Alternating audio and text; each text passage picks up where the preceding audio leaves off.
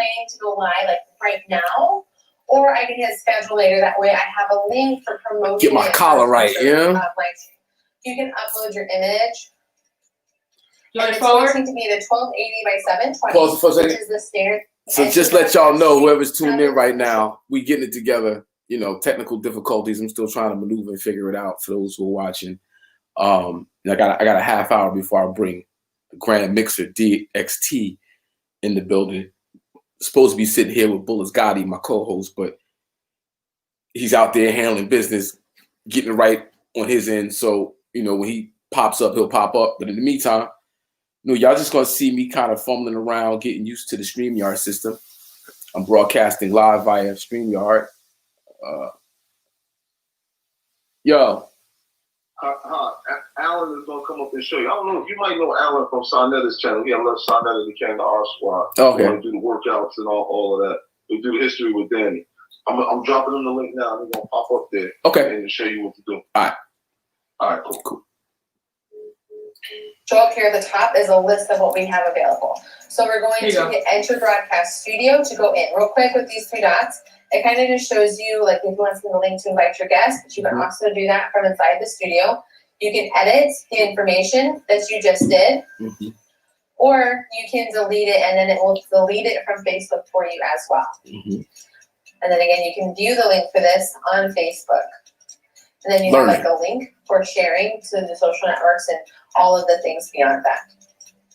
So now let's enter our broadcast studio, and the first thing we're going to need to do is sync up our microphone and our camera.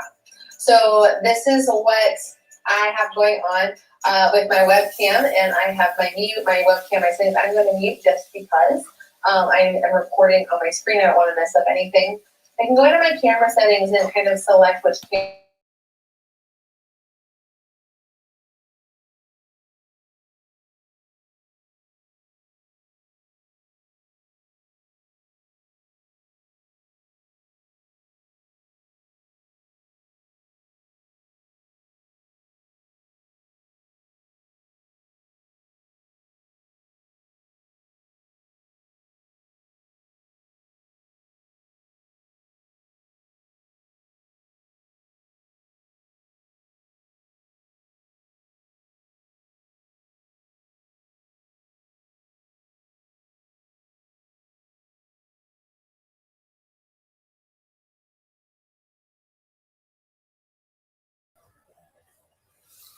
Yo.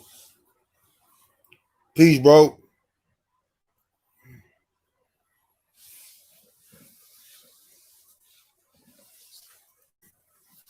You gotta unmute your mic. There we go. Yo, I can hear you now. Yo, peace. All right. MBK for me to come over to show you how to do this. Yeah, I appreciate it. No doubt. I'm probably like the least technical savvy person you ever gonna meet, so bear with me. Yeah, it's easy, man. It ain't hard. This is light work. Okay. So what is it that you're trying to do? So I'm just trying to figure out, like, okay, if I got a guest in studio, I want to bring them in and have them to the screen by themselves. How would I do that? All right. You see what you just did? How you brought me in? Yep. Click on my screen.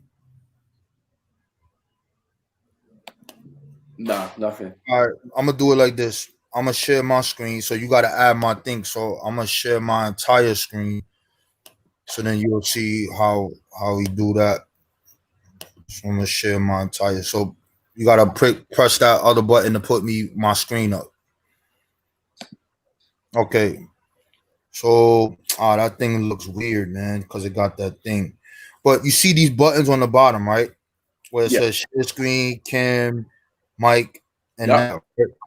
So when somebody else comes on, damn, it's because I'm not doing it. You're the one that's hosting this. Okay. Well, what you could do is they could present you if you don't want to be seen. Just click the thing so your camera could be off. Oh, so that's it. Now you only see me, right? Oh shit! You left the show. Damn, hot. Nah, just press the cam the you see where it says start cam? Press that. Start cam. Yeah, see on the it'll say mute, start cam, mic, share screen. Stop cam. Right, exactly. Yeah, press that. Press that. Now you see how your thing is clear. It just shows a picture of you. Okay. Then while I'm talking it'll do it. I just can't remember because I'm usually starting it, and when I'm doing it, it gives you some kind of option. So when I want my guests talking by. Oh, you went out again, bro. Yeah, I wanted to. Right? Yeah, go ahead. So if the guest is talking by yourself, you can just mute your mic and let them talk. But like right now, I don't know why you. I guess you haven't enabled your video. You haven't enabled your camera, right? Nope. But right, so I got my guest is on, their camera's enabled, and I just want them on screen. I don't want to be seen on screen. I would totally remove my. Oh, you went out again. Right, that's what I wanted to do. No, you don't, babe. Because then you'll cut off the camera. Right, but if I stop cam like that, it's still. Yeah. Well, he said he lost you when you did that, which means your camera. No, he's on there now, but I can't see you. He lost. I know, but you have to see this. You have to come here for a second.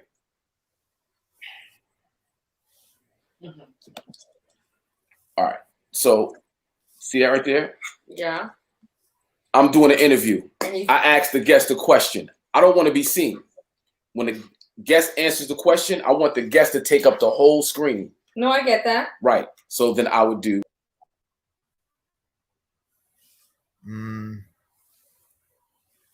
Go on. Well, let me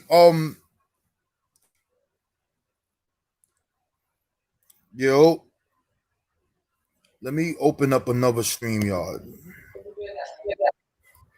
Give me 1 second. I'm gonna open up another StreamYard because it shows me you're seeing something different than I see because you're the one running the show. Give me 1 second. I'm gonna open up another one.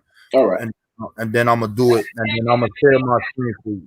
He's talking to me, so let me hear what he's saying, so I can. Yeah, I'm just gonna create something, and Okay. I'm just gonna put test. I'm gonna make one and just put test, create broadcast, and once it comes on,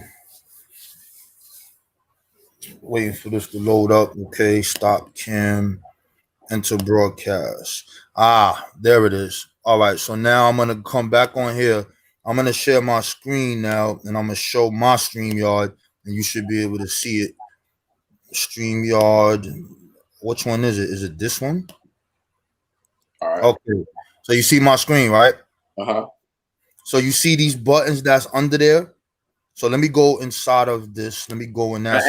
Should I add that? All right, add that. So you see my face, right? Yeah. So you see how it has these things where it says one pitch. It's like a one picture thing, and then two pictures, and it'll split. You just go you just put one. There you go. Okay. Like that. So let me see if it work when I do it. So I'm gonna send you an invite to Mons because I want to make sure that's working correctly. Let me go out of here and let me go back to where you're at. I'm gonna put this in the chat for you. So you go here. So just look in the back and click on that link where it says private chat in the right corner.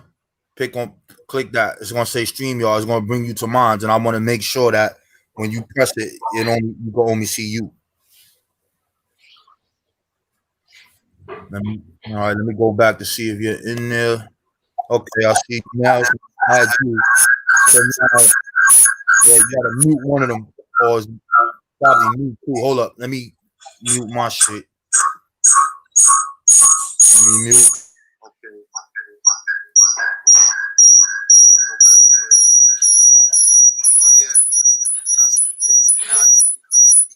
Yeah, because I can still hear you. I got you. I understand. So that button, so here, like that. Right.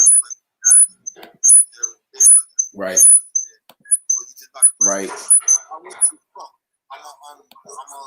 put this on.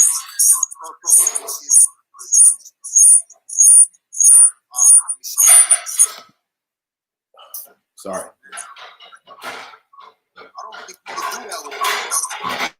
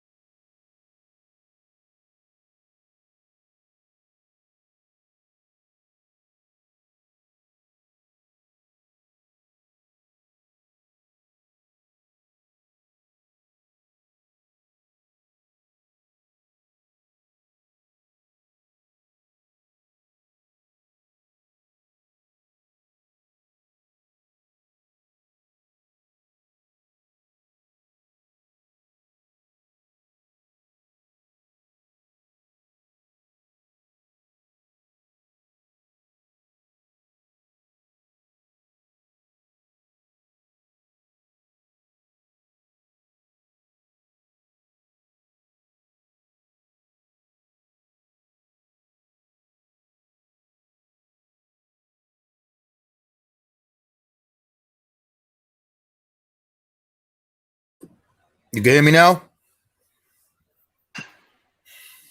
Yeah, you hear me? I can hear you. Yeah, Can you so hear now, me? yeah, so now this is what I'm gonna do again. Hold on. I left. So let me enter the broadcast so you can see my screen so you can see exactly what I did.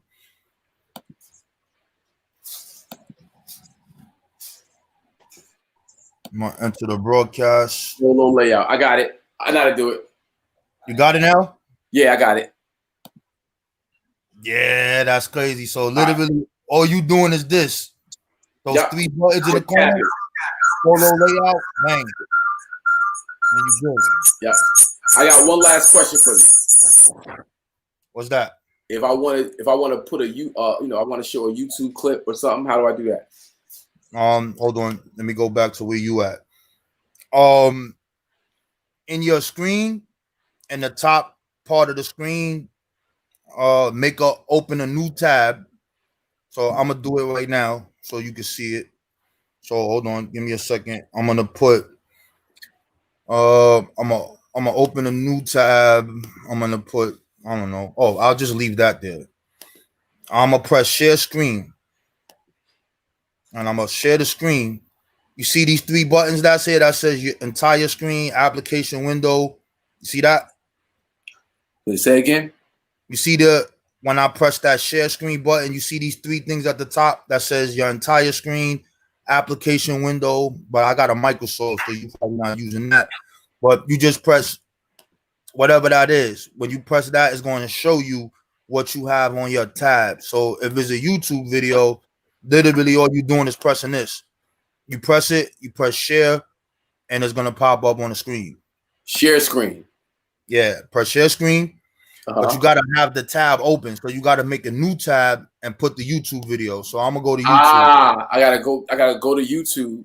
Yeah, so like I'm gonna go to YouTube right now. And go back and put share screen and it'll got it. So I'm putting YouTube right now.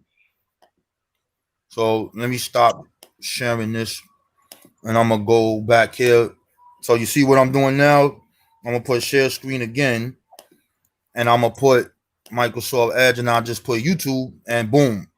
See YouTube now?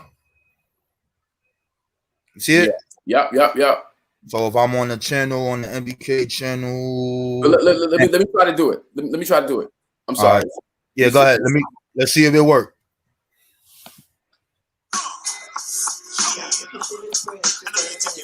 It's not sharing. I don't see it. Yeah, not yet. I hear it. I know, not yet.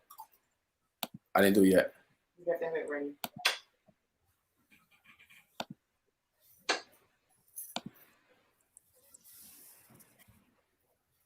Got it? Oh, let me show you how to share. It's easy. What? So what you do is you want to share a Chrome tab, right? Mm-hmm. So if you have 20 of them here, they would all show up here. Okay. So you hit this one, right? Hit share. And they'll see this. Boom. I see the video now, fam. And then you hit play, yeah. And you see how you see this around it? That means that's what they're seeing. But they're seeing that. And you can come back here because it's just that they're seeing. And then you stop sharing whenever you want to stop sharing.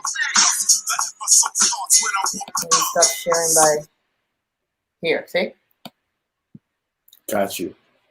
Boom. And you can share anything. It's just whatever's all on the right, screen. that's dope. Okay, that's dope. Thank you.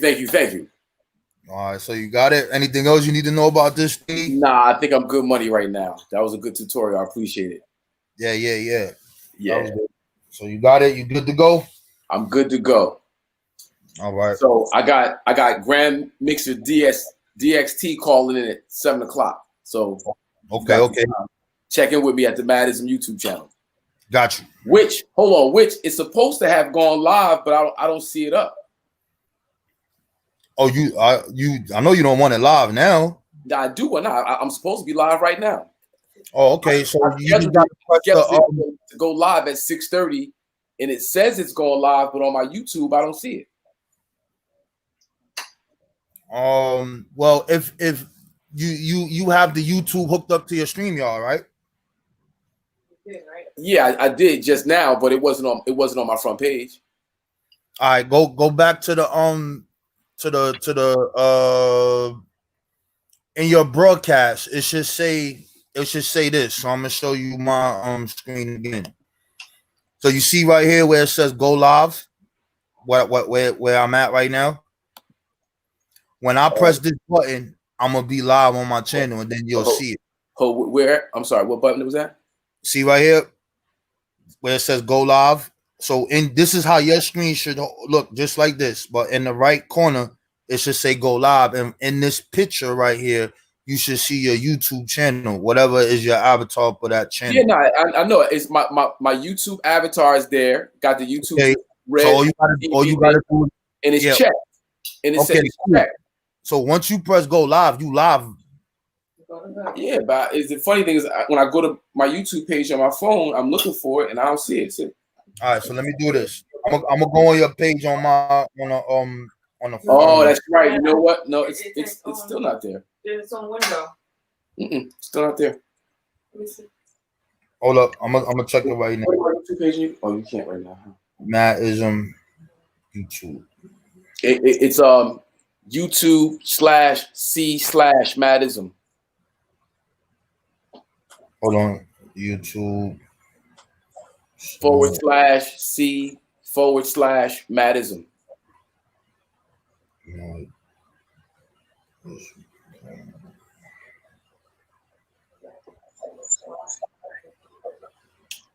I see the icon is checked off. Hold on. It gave me the countdown. When it counted down to 0, it was like, you're live. That was at 6:30. So it gave you that? Yeah. Is it on your Facebook? I plugged it to Facebook. I plugged it to Facebook too, but I don't see it on Facebook either. So if you did that on Facebook, when it says 3, 2, 1, normally that's Facebook. That's not the YouTube. Now there's Yeah. Hold on. How come I can't? YouTube.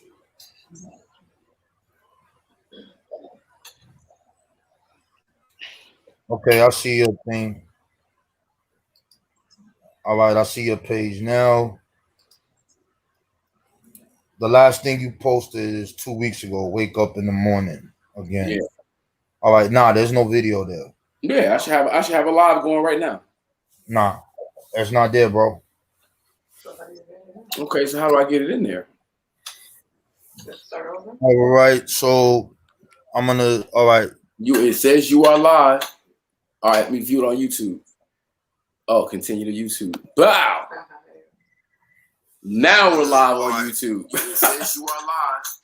And Facebook too. Oh, continue to YouTube. Bow. All right, cool. Now we're live on YouTube. All right. I know, I hear you.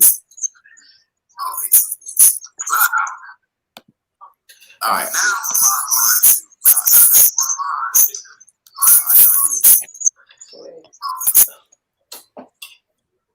you can see it now. Yeah, we good to go. It's live now on YouTube. Now, how about Facebook though? Yeah, you just got to go to a tab and open your Facebook, and you should be able to see that. Let me see. What's your Facebook thing? Madism.info. Okay, hold on. Yeah, you helping me work out all the kinks, bro. Right on time. Yeah, that's how we gotta do it. All right, let me put it in here. Matt is what is it? Info. .info. So let's pull them up. Matt is the Ultimate Cannabis Journal. Not that one. Not that one. Madism.info. Okay, hold on. Okay, so this guy shared the thing. All right, so I'm on your page. Go to the home page. Let's see what we got here. View it as a visitor. See if I see it. Nah, I don't see it.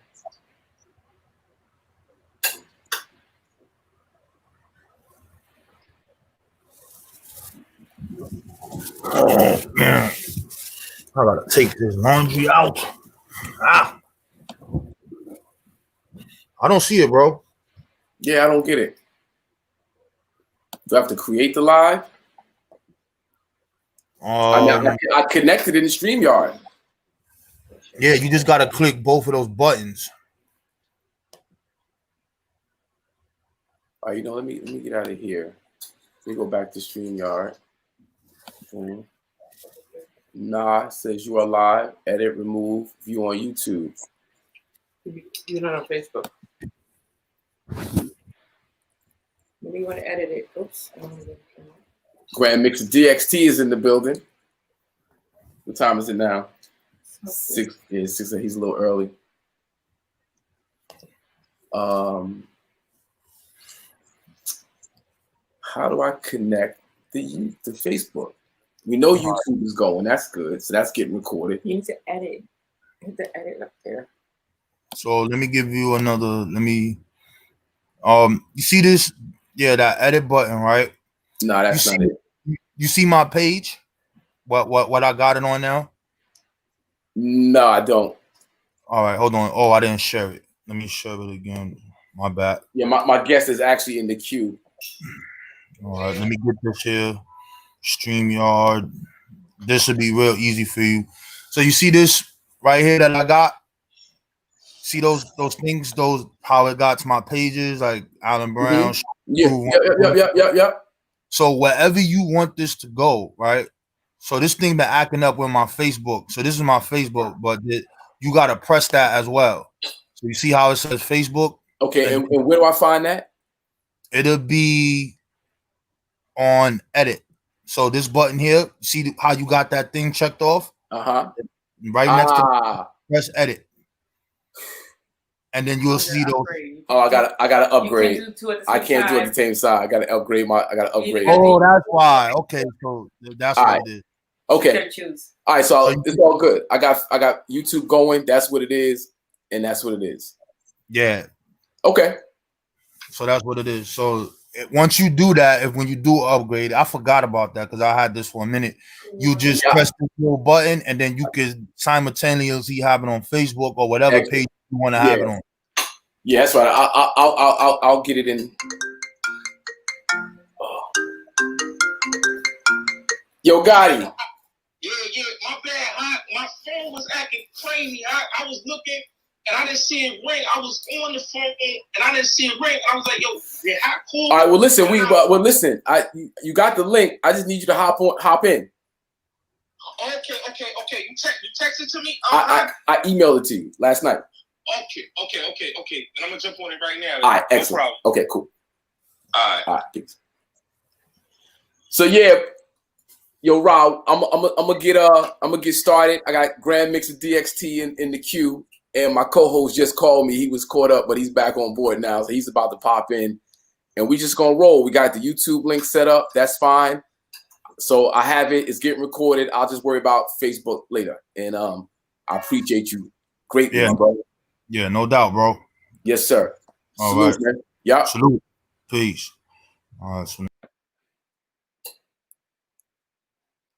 All right. Hold on. Yeah, I'm gonna hold on for a second. 1 second, big bro. He can't see you, can he? No, he's in the waiting room. Yeah, he's in the waiting room. Can you hear me? Okay, cool. Oh, he can. Okay. Yeah, I'm just waiting for my co-host to jump in, and we're gonna go live and direct. This is my first time using the StreamYard platform. It's easy, but first time for everything. No, I can't hear you. No. I'm just gonna bring you in. Let's just bring you in. Can you hear me? I can hear you now.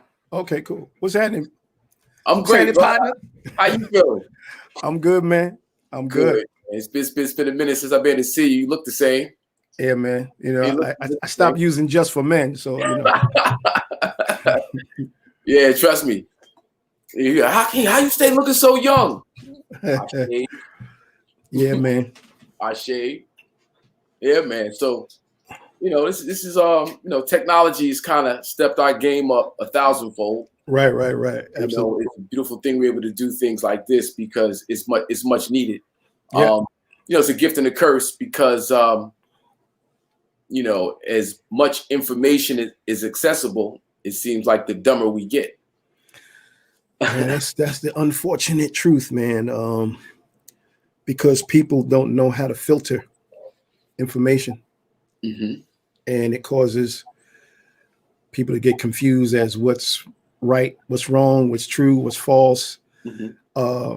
People take information and automatically put it in the zone where their emotions lives. Mm-hmm. And so it becomes an issue of, now, before we get too deep, proper introduction is definitely required, for our audience out here.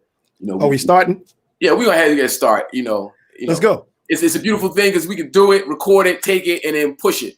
So it's dope. But, who we have here on the Madism show, Madism, of course, is about, cannabis and hip hop and cannabis. But what we do is we use the isms to talk about all the isms: racism, sexism, fascism, totalitarianism, capitalism, Judaism, lyricism, turntableism, and we like to wrap the conversation always in hip hop culture.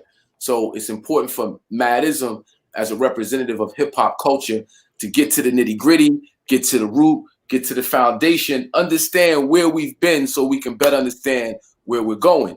So with that said, this month is Hip Hop History Month, the month of November. It's only right that we start with one of the foundational pieces of hip hop culture, the GrandMixer DXT. Yeah. Thank you, brother. Yes, sir. So with that said, brother DXT, growing up on you, I was first introduced to you as DST. Can you explain to the people who DXT is and who DST is. Okay, well, for me to explain the transition, I have to cut that short because that's a long Otello, so to speak. And so DST was a name that comes from two different events in my life. DST originally stood for three. It was the first initial of three people: Derek, Chevin, and Timmy.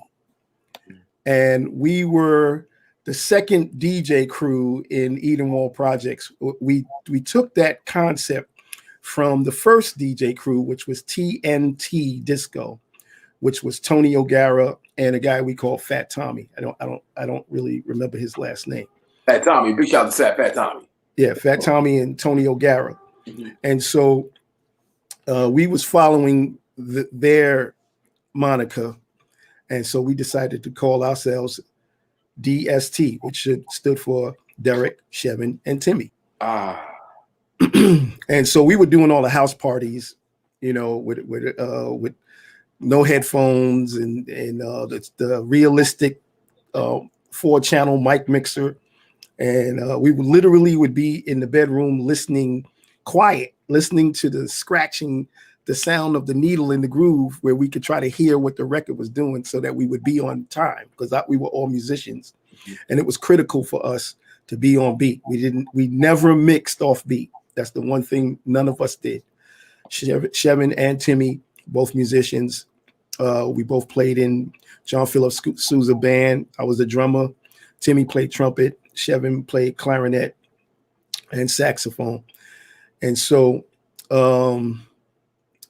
we called ourselves DST to do these parties. But then at one point, Timmy and Chevin ended up playing with Tommy. And so I was on my own. But another thing I was doing was I would always go to Delancey Street to get my clothes, you know. And I was really fascinated with the whole 3-Card Monte thing. Yeah. And that whole scene down there on Orchard Street. So I would be down there every weekend. Hustle. Yeah, there was this guy that lived in my building who he was also one of my heroes, because he was one of the coolest people that I ever seen. Like, he was always dressed. And I saw him a few times down there, and I started going, okay, he's down here, and this is where he gets his clothes, you know. And so a friend of mine named Gary Van Carter, because I always went down to Delancey Street, and I would just be down there hanging out and learning how to play 3-Card Monte and all that. So he started calling me D Street, which stands, when you abbreviate it, it's D.ST. Mm-hmm. So not only was I the D from Derek, Chevin, and Timmy DST, I was D Street, which was DST. Mm-hmm. And so it just stuck. Mm-hmm. The name change came in 1989 when I lost my brother. My brother was murdered 1989, June 1st, 1989. Wow. And it represents the change that I went through. I had to kind of like evaluate what and where and how I was going to move forward with my life and deal with this devastation that came to my family. And so I actually woke up one day and moved to California. I stayed there for almost 12 years. And I went through this change. I wore black every day. For almost 7 or 8 years, I didn't wear nothing but black clothes every day. Wow. And I had to find myself a way back to focusing on what it was that I did and not think about the street thing that I grew up in, which could easily change the trajectory of where I was originally going with my life. Wait, but this is 1989, 1990, you said, right? 1989, my brother was killed June 1st. Wow. So this is post Rocket. This is post the celebrity, the fame. This is post all of that. I had to reset that point in your life. Yeah, I walked away from the record industry, from everything. And then I just one day I woke up and I said, I gotta leave. If I don't leave, I'm going to end up in jail for murder or in a cemetery for getting murdered. You know, that's the environment that we grew up in, you know, and I did not want to disappoint my mother. You know, she already lost one child in the street, and I had to figure out what to do. I mean, it's a very difficult thing to have a sibling murdered, you know, and completely took me out. I discovered that I was suffering from depression. Didn't realize it until one day I was in the studio and I forgot how to use everything because there was so much other things on my mind that dominated my thought processes, and it began to overwhelm my subconsciousness. No, not to cut your wisdom, OG, but my co-host Bulletz Gotti is entering the stream. Want to bring him in. Okay. And what Gotti represents for us is, you know, the younger generation. I'm younger than you, of course, but he's significantly younger than both of us. And to have these intergenerational conversations, I think is important. So, yeah, absolutely. Yes, sir. Gotti. Salute. What's good, Hawk? How you doing? Salute, Grandmaster DXT. GrandMixer. Salute. How y'all doing? How y'all doing this evening, man? Everything's good, Gotti. You know, we just we brought the OG in, and he, you know, getting into his personal history. We can move on from that. I'm just saying I want to go actually back further, because again, to understand where we're going, we got to understand where we've been, right? And when we talk about this thing called hip hop, we got some other stuff going on, Gotti. We can hear it in the background. Oh, let me mute up. Sorry. Yeah. So, you know, we talking about hip hop culture, what it is, you know, what it's not. It's great to understand where it comes from, you know. And when we talk about GrandMixer DXT, you know, to see the culture, not just the rap, not just the music business, not just selling records, but how this thing started from just an idea, a feeling, you know, to get it right from the horse's mouth, for lack of a better term, is you know, it's to our benefit. So, you know, taking us back to, you know, hip hop, where it started, what it was before it was called hip hop, the importance of the DJ. What got you inspired to picking up a turntable and making it go? Like I said, it was guys in my neighborhood. You know, at that time, I never heard of Kool Herc or, you know, none of these guys. I would hear Pete DJ Jones on the radio. I would hear that name announced, music by Pete DJ Jones. And so I thought that's what his name was. His name was Pete DJ Jones. I didn't know it was a DJ was the title for disc jockey. I thought you know, and so Dennis Johnson. Huh? Dennis Johnson, DJ. Right. You know, and so I didn't know it stood for disc jockey, you know, and then all of that started to come together. And again, like I said, Tony O'Gara and Fat Tommy, they were playing music outside. And again, we wasn't going to Kool Herc parties yet, but they were playing Just Begun and all these records. And like in 73, we would already we would call it jitterbugging then, but off of Bongo Rock. Yeah. And Scorpio and all of these records, you know, we had the house parties and the school parties where the guys were getting burnt by the girls and all of that, burning and stuff. And so we were doing all of those things. And what part of New York was this at? Northeast Bronx. Northeast Bronx. Yeah. And that's a whole nother thing. Like there's the stories that are told were told predominantly from one particular area of the Bronx. And that's what created some of the misunderstanding of the overall expression, because the people who went and did the interviews went in one area because of a stereotype, you know, South Bronx, these poor, terrible places where we trudged through there to go to parties too, but the music was our parents' record collection. And this is where people get it mixed up, like hip hop started here. No, we're playing my mother's records. These beats are my mother's beats. You know what I'm saying? So 1973, you pulling records from 66, 65, 67. Right. And 73, like Bongo Rock, we went to see this movie called The Thing with Two Heads with Ray Milland and Rosie Greer at the Melba movie theater on Boston Road, right? Rosie Greer, the great football player. Right, football player, Rosie Greer. And when the in that movie was a record, and if you find the soundtrack, there's a record on there called Bongo Rock 72. Wow. The movie came out in 72, but the next year it came out as a 45, and it was called Bongo Rock 73. And that's when we all had it. We all went up to Laconia to the record store and bought the 45. My mother brought it back home. And when the break part came on, everybody was jitterbugging, you know, right, hitting the floor. Which we know now is early form of break dancing before they call it break dance, because with that people still like get the break, spin the break back, focus on the break, or it was just like just the whole record was just let the record play. But then the get down part is where needle dropping came in and house part. The get down part, because of James Brown, get down,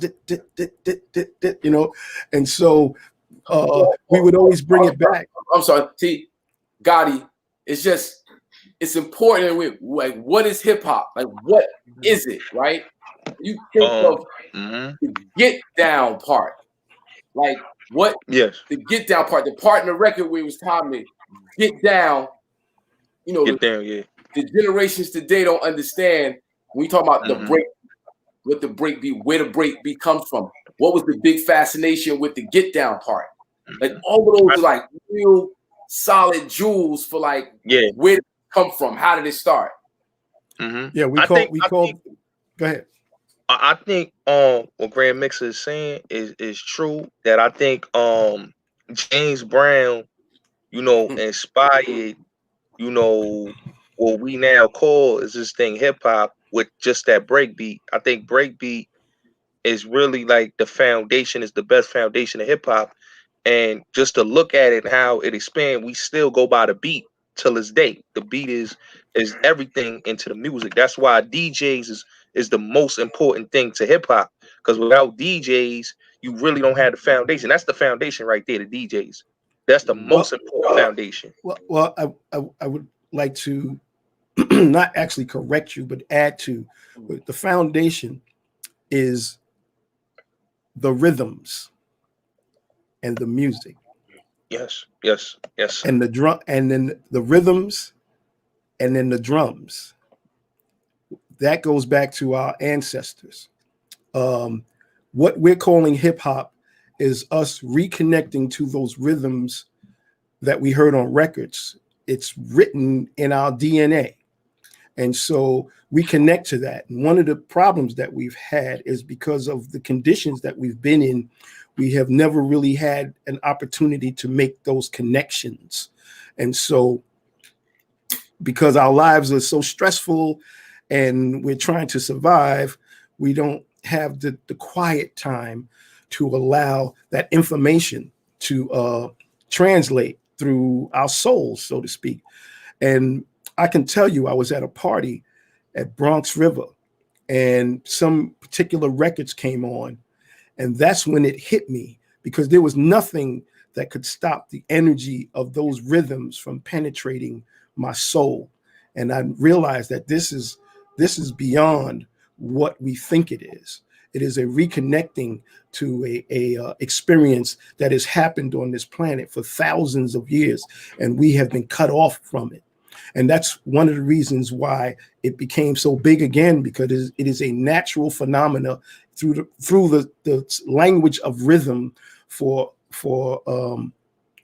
human beings. And so the DJ is in our time. And so we keep trying to create this phenomena or set the timestamp for this phenomena in our time. When I'm saying that we were playing our parents' record collection. And so by me saying this, I'm saying that we were doing something that was already done, that was lost, because I can show you break dances on the motherland, in the 1920s, That's true. And so where we are now is we're at a point where we must begin to understand what hip hop, what we're calling hip hop really is. The term hip hop itself was a pejorative, in reference to us. It was disrespectful. Most great. people don't know that. This is the conversation we needed to have. We needed to have this one. Yeah, it was disrespectful, and it was focused at the dancers. And at that time, we were dancers. We wasn't called b-boys. B-boys was synonymous only with the dancers who was at Kool Herc's parties. Yeah. That's what he called his crew. Wow. Smokey had the Luckatrons. That's what he called his crew. and the Smokatrons. Yeah. What we did was we were so fascinated with Herc. This is what made Herc so dominant, because he had this massive sound system that, like he said, you never heard it like this before. And that was true. We never heard our mothers and fathers' record collection that loud before. Wow. And so it was mesmerizing to us, because he was like a rock star, like being in a concert, hearing James Brown and Jimmy Castor and these things like you're at a concert.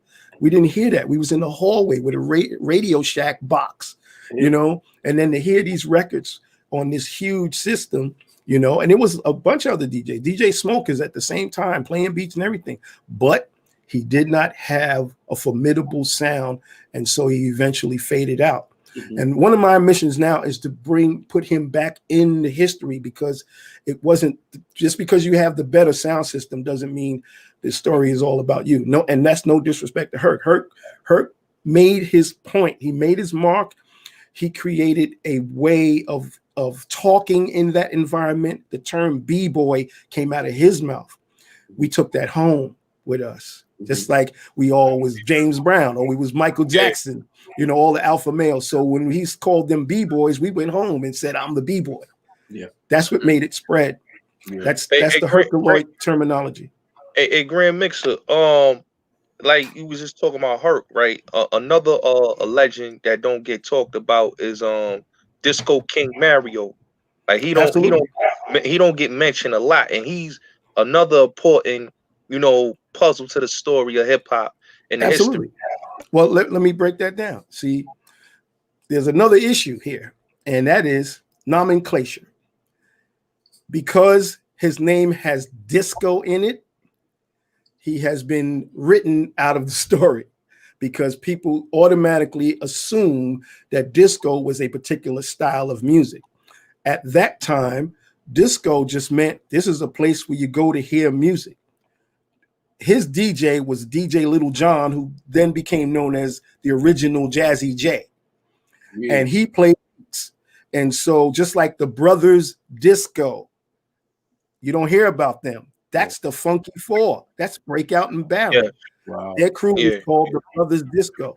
And they were even more dominant than Bambaataa. And I'm saying that right now. They were more dominant in the Bronx than Bambaataa.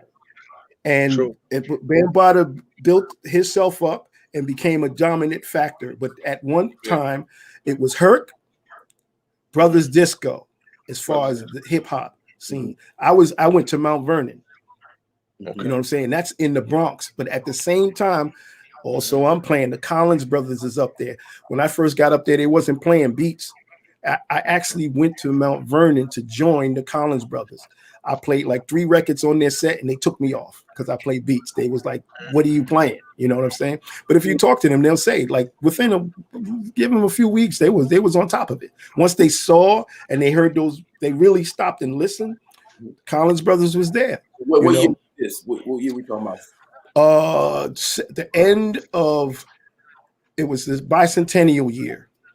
When I went up I went up to Mount Vernon.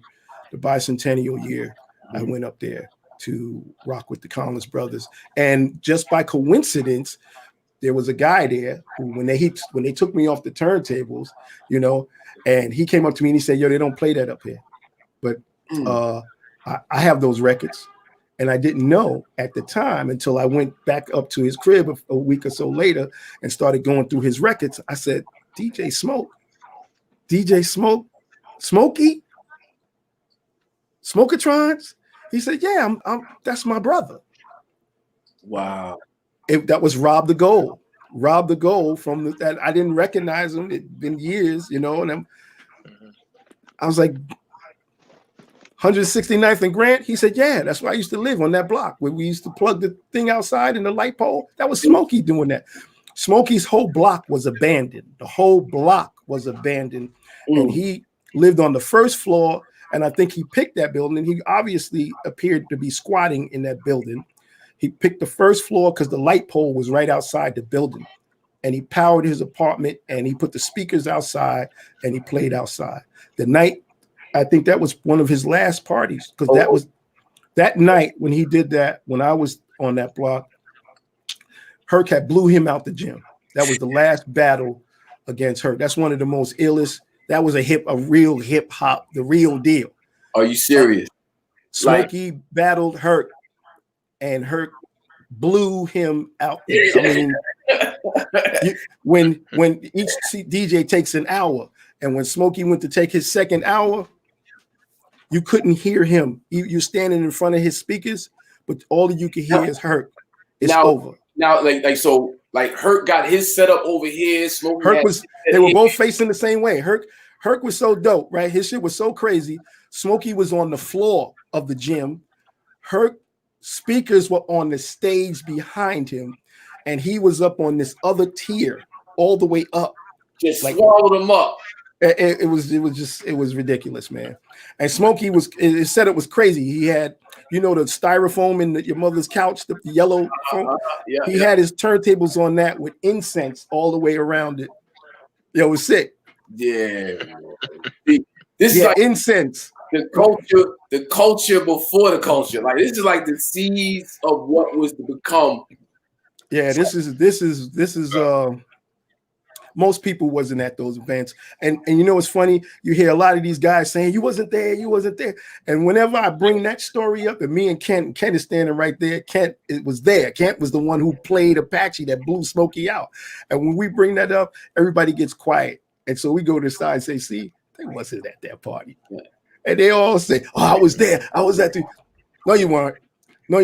And I'm a baby. I'm a baby of the first generation B-boys. Me, Charlie, Byron, Seti. We're the last generation of the first generation. We're the last class of that first generation of B-boys.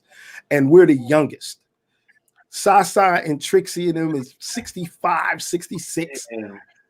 You know what I'm saying? Yeah. And so, you know, we by the time we saw them, they were at the end of their run. That's so again, so important when you see, I'm 51. So if you're a baby to hip hop, you know what I mean? Like, I'm not a baby to a hip hop. I'm to the B-boy thing. Yeah, to the B-boy culture. B-boy, yeah. Like people's frame of reference, like when you say B-boy, you think Crazy Legs, right? And you're saying that there's a history before all of that even takes place that made that is what I'm saying. Like in 73, I didn't know who Kool Herc was. Right. I didn't, you know, he did his first party. I was graduating from PS 111.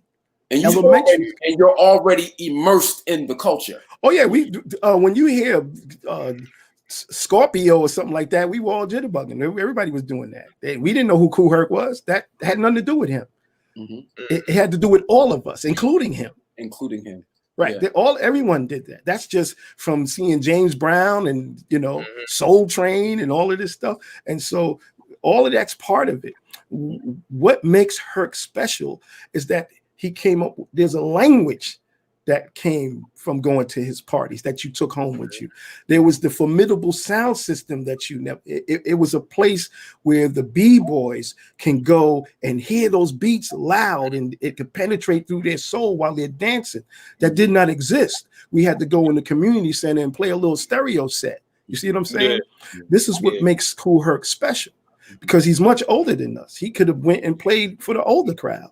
But like Hollywood. He could have did like Hollywood. Right. But he stayed there and played for the young people and gave us a place to go where we can hear music, you know, that we love on the level of where Hollywood was playing at these big clubs and discotheques and stuff. So he created a discotheque environment for us in a gym And that's what makes him. That's why we call him the father, because, there was Smokey. Smokey was right there, but again, Smokey didn't have that formidable sound system.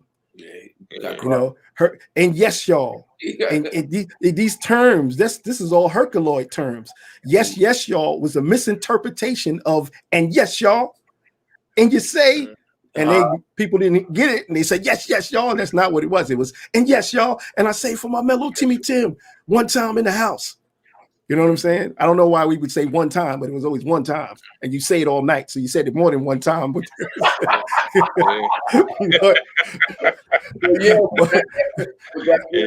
that's the interaction between the MC. But that's another thing.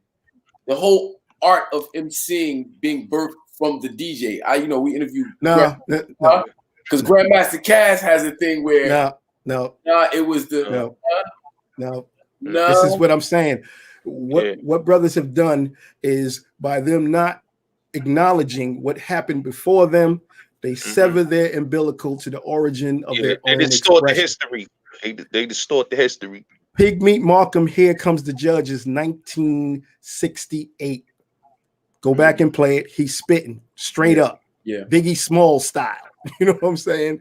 You can hear the gospel quartets from the 1930s, the Mills Brothers. Yeah, it was rapping, straight rapping. 1930s, they already spitting. It's funny, man, because I showed that to Mo D, right? We sitting there, I showed him the gospel choirs, and somebody mixed Good Times, Rapper's Delight track with it to show that they rapping exactly the same. He sounds like he's about to say, and the chicken tastes like wood. That's how he's rhyming. And then when I stopped it, man, Mo was quiet for a few minutes, and I looked at him and he went, them niggas is biting.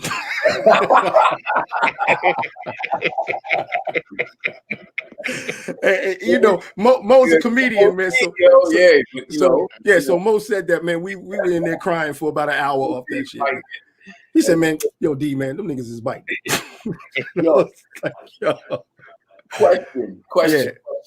So what's with the Grand Mixer DXT? Grand Master Flash. Well, the first time we heard the Grand in the as far as, remember, it's from the karate movie days, right? Yeah, the martial arts, the kung fu. The Grandmaster, 7 Grandmasters and all that. So that's how we got hip to it. Like Smokey tells a story of, they call themselves the Master Plan Bunch because there was this movie in the theater called The Wild Bunch, with a Western. And so they had to come up with a master plan. And so they said, we'll be the Master Plan Bunch. And so the Grand, we got familiar to it through the martial arts films, and then also through, we hear it in the Ku Klux Klan, the Grand Master of the Grand Dragon or whatever. So it was in our subconscious.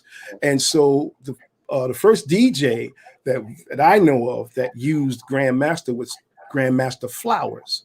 And he was from Queens. Now, this brother in 1968 opened for James Brown at Yankee Stadium. Wow. And let me tell you, none of us is ever going to do that one. And so from what I was told, everyone spoke as far as his DJ skills and his ability to play release records that ain't released yet. He was doing all of that back then, but he was a what we now would call a disco style DJ, a dance style DJ. And so he was doing blending and all that, on beat, in time, club guy, but he was on a whole nother level. And so Flash said he told me that he got that somebody called him a grandmaster because he was doing stuff like the karate movies, like a grandmaster, and there was a rumor, one of the urban legends is that they battled for the name. Flash lost and kept the name anyway, but that there's nothing that substantiates that as a fact. I'm going with Flash on that one, that the whole karate movie, because that makes more sense to me. Every Grand Wizard Theodore, right. Imperial JC. So we all had to have these the bigness, the Yeah, because we were the DJ guy, you know, and so my thing was I needed to be different, and I felt that my skill was the mixer. Like I had this whole other skill set that I didn't see them with, and so I said, you know what, I'm gonna be the grand mixer. I'm gonna do something with the mixer, and so I had all these things I would do with the mixer while I was cutting up, and I earned the right to keep that name. Well, you're credited with officially being the DJ to take the turntable and use it as an instrument, right? Yes, I innovated turntablism. Turntable. Yeah. Say that again. Stretching the boundaries of the turntable. Right, and just for the record, I did not invent that. There are no inventions in hip hop. That's another thing. People keep saying they invented this, they invented that. These are all innovations. Needle dropping is an old house party motif. You had to do the logic to that was we want to keep playing that section of the record while everybody's trying to burn each other. So you keep that part going because that's the get down part. And so the natural progression at house parties to keep playing that was somebody started getting better and better skilled at bringing the needle back to the beginning of the breakbeat, and hence needle dropping. That's years before Kool Herc. Years before Kool Herc. Scratching is an innovation because every DJ who cut on beat had to cue the record. You know, cue it under the headphones. Right. Sometimes you'd hit the fader and accidentally cue out loud. Right? Yeah. Jigga, jigga. My brother Theodore made that popular. And so he did it out loud purposely. So that's an innovation. And people say, oh, so-and-so created or invented. They're innovations. The person who created scratching is Lewis Lattimore and Thomas Edison. Electricity. No, the guys who built Alexander Graham Bell. The people who that's light.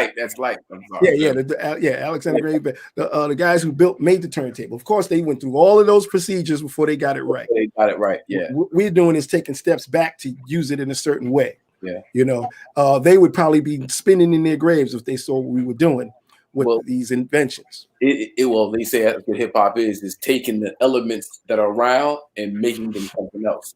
Yeah, and that's what we did. And so, no, I did not invent turntablism. I innovated turntablism. It's not an invention; it's an innovation. Yes, sir. Yes, sir. Hey, GrandMixer, I want to ask you this question, right? The end of Wild style, right? How did you get that? How did you get that because I love that ending. Like when you cutting the record up the good time. Like how did that whole ending come in mind, like for you to end the whole movie in the end? Well, I didn't want to be in the film. And because I was still struggling with the marriage between graffiti and hip hop. It didn't really exist in the real world. Talk about it. Okay. And so when they approached me, I was like, nobody spray paints at a party. They would kill everybody. You know what I'm saying? And so I was too immature to understand how important that marriage was, though, because now I get it, because it's also a human expression. And so Fab Five Freddy and Charlie Ahern, they were thinking ahead of the curve at that time, and I definitely wasn't, because I was like, because also growing up, going through the Irish neighborhoods where all the graph artists they were all white boys. We couldn't go through that neighborhood. You get chased out with bats and rocks and shit, And so the few artists from the Bronx, there's only a few, Phase 2, and it wasn't as many as the white boys were. And also I was considered a toy by the time I got there. It was, I was too afraid to go to the layups because I was afraid to hit the third rail and fry and shit. And so I opt out of that once it became an option to do it. I just opt out. I do my little tags on with magic markers in the train after I paid my fare. But I wasn't doing. I wasn't sneaking to the layups with my brother's generation. They got into it, but not me. Wow, that's cool. And so. They said, man, what do you mean you don't want to be in this film? I said, well, listen, man, just film my hands. Just film my hands. Because at the time I said, I'm going to do something that most people never seen. Because I was doing it at the Roxy and it blew everybody away. No one ever seen anybody do that. They didn't even understand what I was doing. And that was the birth of turntablism. Because of that style. What I was saying is I can do something. I'm a drummer. I'm actually a drummer. And I grew up in a music background. So I understood improvisation. And I said, I'm going to improvise this to this other record playing. I'm going to scat. I'm going to do an Ella. I'm going to do Bird against that, And so that's what I was doing. Get, and playing paradiddles and rudiments. You know what I'm saying? Yeah. And so I would practice it until I would make beautiful mistakes. But once they sound right, I would keep the mistake and work it until I had a formula. So that's what that was. And when I did Wild Style, no one really understood what I was doing. And that's why I said, film my hands, because what I'm going to do, no one's actually seen this before. And it's going to change everything. And Fat Five Freddy, to his credit, they didn't say, well, then you can't be in the movie. They said, film his hands. Yeah. Film it. And I'm not gonna lie, that scene is legendary. That scene is legendary. Just the ending where you just scratching the record and the way you cutting it up. And like with the good times, the way you doing it, the whole scene, that's just what makes the movie so great at that end. That ending scene is what's infamous about that movie. That's what makes it classic. This is gonna blow both of y'all away. Mm-hmm. I have never seen that movie. Are you serious? What? I seen that section, and that's all I've ever seen. Seen? I never seen Scratch either. People like, dude, you never seen Scratch? No, I've never seen it. I'm one of those guys. I do it, and I'm off. You off to the next. I'm off to the next thing. I don't step back and admire my work all day. You know what I'm saying? Yeah. That's the bar I set. Let me go. Try to find something else to accomplish. And so I've never seen the film. I've never seen it, and I know that's crazy. Everyone says that's crazy. I've never seen any of those films. Yeah, I watching those as like a 13-year-old, 14-year-old, early, being mesmerized with the culture from like all that was like superhero shit to me. I decided to save them for a day when I really need to see it. You know what I mean? I said, I'm going to save those. It's like superhero shit for a 13, 14-year-old in East Orange, New Jersey. Right. It was like the city for us was like huge because it was from Jersey. So we really didn't get the embrace, but New York was everything. Right. Rocket, like that was a whole nother level. What you did on that? That's a great record right there. I love that record. Herbie Hancock is true. It's a language, right? That the scratches on that record is a language in and of itself. When you say rocket, people automatically go.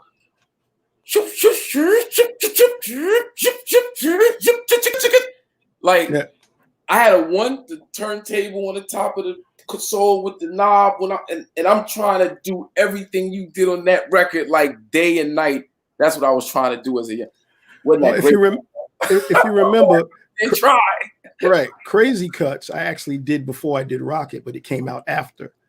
And on that record, I say late one night in the Boogie Down Bronx, the Grand Mixer was working hard, trying to invent, which was at the time I didn't realize I should have said innovate, but I said invent, trying to innovate new forms of scratching so that the elevation of hip hop can continue. So I knew what I was doing. If you go back and look at Crazy Cuts, I say that in the very beginning of the record. And I say unaware of the fact that not only was I innovating new scratch forms, but was altering the structure of basic DJing. That's right. And so that's what I set out to do. Once I realized I had something special that was different. I'm not better than any of those guys. I was different. You know what I mean? And so I realized that my approach was different from them. And so I honed in on it. And what it did was it changed the language. It changed the physical mechanic approach to it. And so now we have turntablist, which is still misunderstood because a turntablist, that term was coined by Herbie. And I originally didn't like it. And I remember a guy, I think his name was John Coluccio, he approached me about that. When I was like, I'm a DJ. And I don't like that word, turntablist. I'm a DJ, but I didn't understand. Again, I didn't understand. And he said, D, I call you that because I'm a pianist. Wayne is a bassist. Right. You know, there's a flautist, and you're a turntablist because you're actually playing that. And people are actually going, this dude is actually playing in a band and he's making sense. And in order to do that, you're going to have to shed like any other instrument. And once he broke that down, then it became more acceptable to me to use the term turntablist. Wow. And that was years before, you know, anyone else started, you know, there was no Qbert, none of these people existed, you know, and bless their hearts, they're incredible today, you know. And so big shout out to why you say rest in peace to DJ Spinbad. Oh yeah, I heard that this morning. This morning I heard that yesterday. Yeah, I heard that this morning. Oh, I think it was yesterday. Yeah. Condolence to him and condolences to his family. Yes. And so, you know, my journey has always been to raise the bar. And then I decided to do something different to lower the bar. And so I got something that I'm going to premiere soon where all of these turntablists, all of them, the best of the best, they got to go back. They're going to have to go back. They got to go back because I go to all these DJ events and everyone's doing exactly the same things. And they're all competing, doing the same exact thing. They've been stuck in this loop for several years now. And so it made me go, you know what? Only a few people recognize when change is absolutely needed in a particular genre. And so, yeah, let me just finish this. So I got something that I'm going to unveil. And all of these DJs, some of them are going to quit, and I understand that because they're not going to be able to do this. And it's okay. This is as far as you got, and that's okay. For those who are real turntablists, if you really call yourself a turntablist, there's another level to this, and I'm going to unveil it soon. Yeah. Hey, GrandMixer. I'm sorry. Sorry about that, Hot. I would like to say what you just said about the DJs. They got to go back to the basics, right? And I look at today's DJs. A lot of them are becoming DJs just because they're on Serato. But I think today you have to learn the basics, like you said. Go back to the basics of DJing. You have to learn. You have to know how to use the turntables, those records. And I feel like a lot of those DJs today don't know how to basically do like DJs like yourself and many others that came before them. You know what I'm saying? I think it's trendy now. Yeah, but you can't blame them. It's the technology of the time that they adjust to. You know, if there was no Serato and it was just vinyls, they'd all be doing what we did. You see what I'm saying? You can't knock them for that. There's no vinyl. There's very little. And some of those records are so expensive now that you know you don't want to use them. But you don't put extra weight on the idea that you have to lug records around, have organization to your wax. You have to know what records to wear.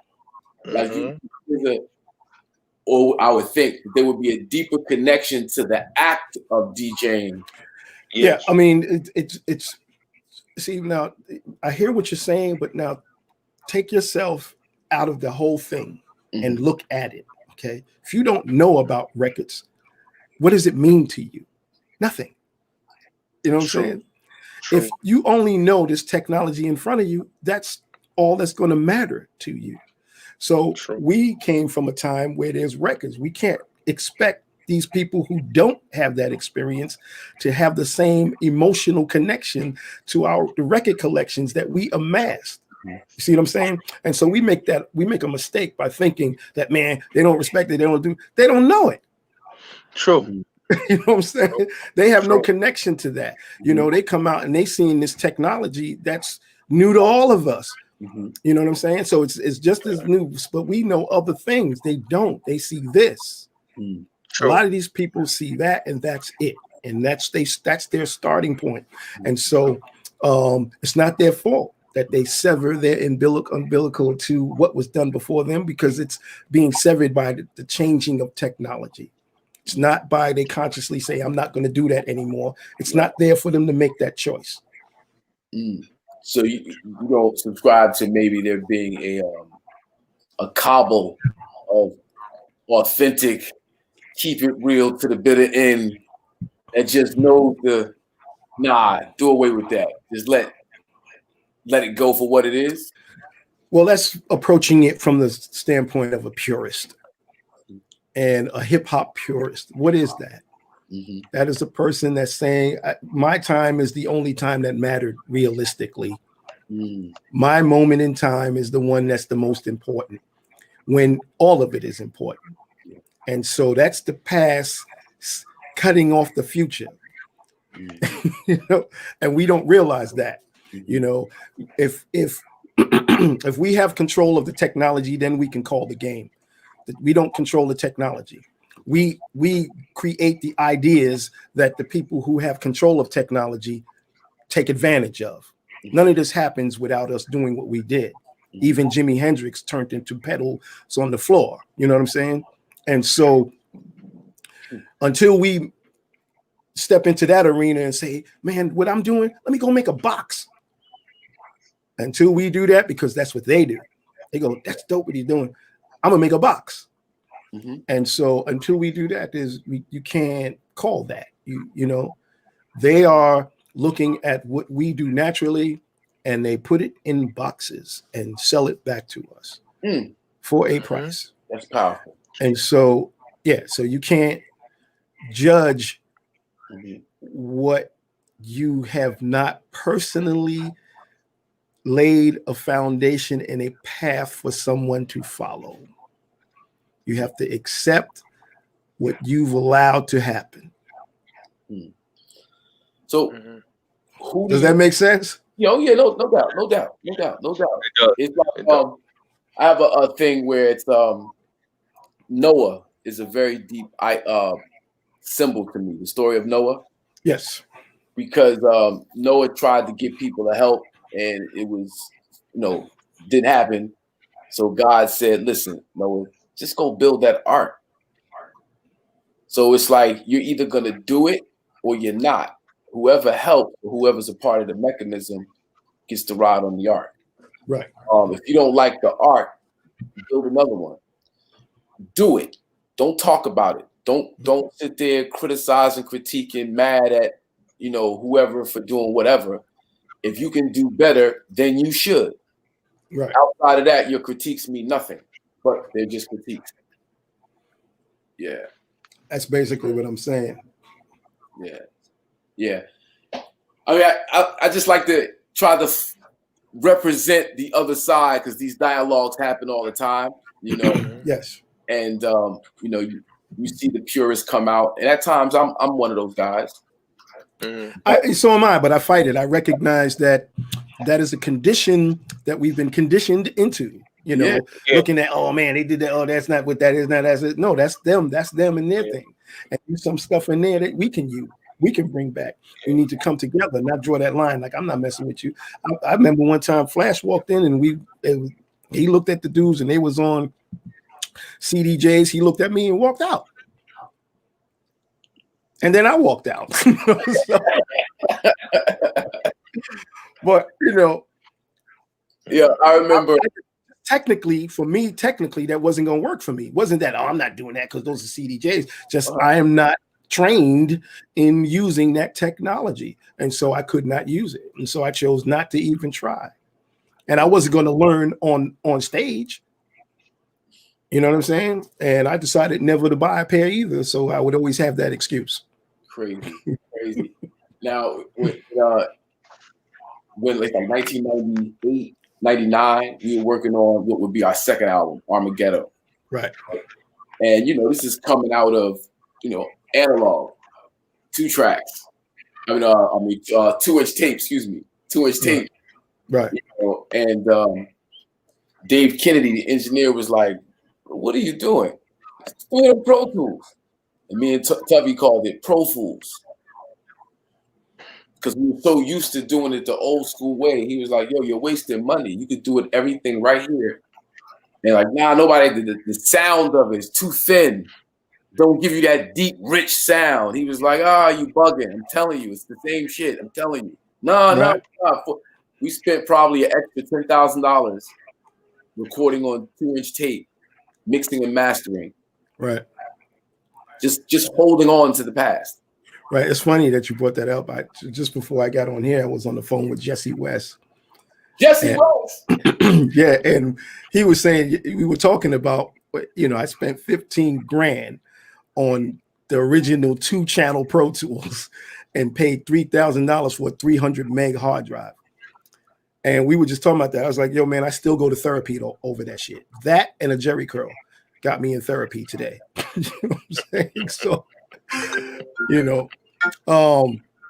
but yeah, man, the technology. And now look, Pro Tools is the stable, and now there's all these other DAW systems, Pro Tools was first, but there's all these other ones, that,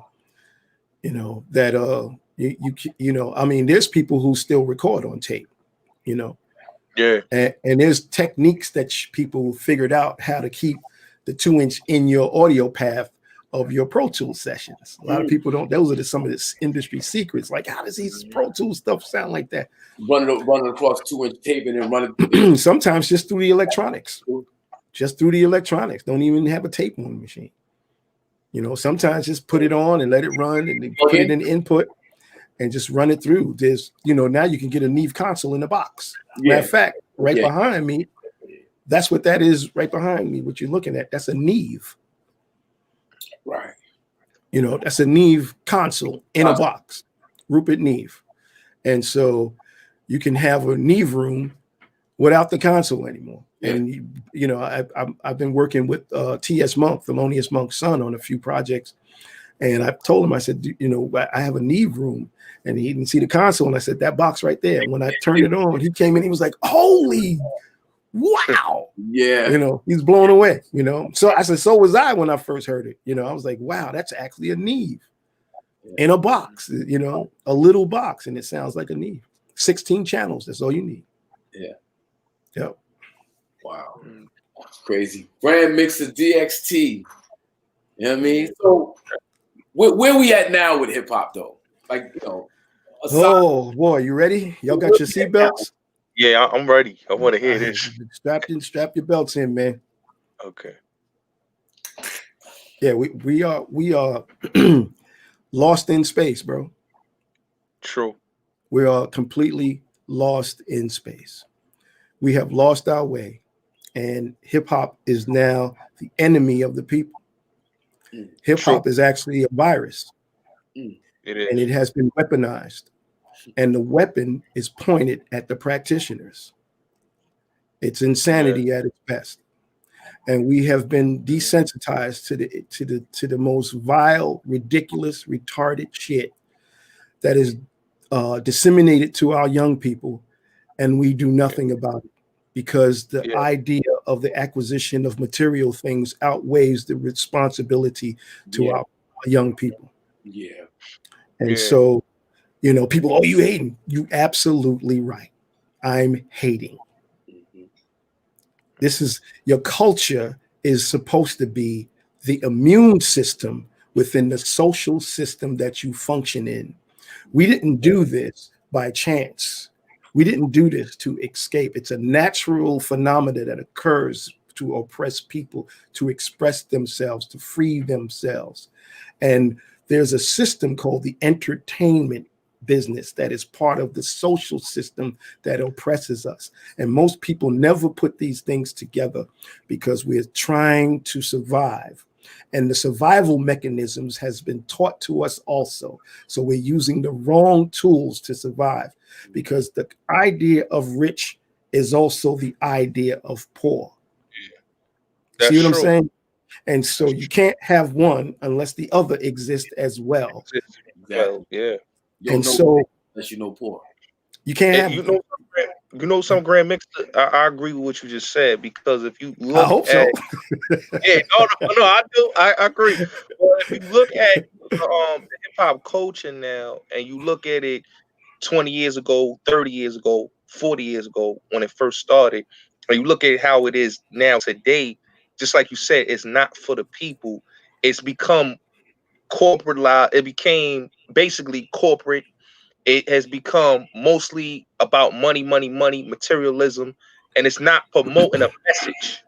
Like that's the guys. And check this out. You're correct, but check this out. This is deep. That's just the guys to the shit.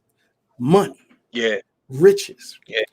It is a social construct. It is one of the best examples of social engineering to date. Yeah. We've seen the beginning of it. We saw it by 92. They figured out what it was. Mm-hmm. We see it become part of television. And then we saw the extraction of the culture from the people who's creating it. True. Every single people uses their cultural wealth to sustain their communities. Right. Mm-hmm. We have created a multi-billion-dollar business for someone else. Yeah. Yes. We have multi-billion. Mm-hmm. We don't own one hospital. Nope. We don't own one university. Not one. We don't own one school building that can teach our children their history. We're still sending our children to learn someone else's history. Yeah. We can't save ourselves. If we was in a crisis, we would have to depend on someone else for toilet tissue. Yeah, basic necessities. Yes. They turn And off. so Undo. once you are able to sit back and if you study hip hop and you look at it from a sociological perspective, you can see what this system is for real. Yes. We generally try to deal with our issues outside of the reality of the context that we're living in. So we look at hip hop as if it's this other planet when it's their creation. We didn't start hip hop. They did. They did. You gotta explain that. I agree with what he's saying. He's saying some true facts though. It's deep. It's deep.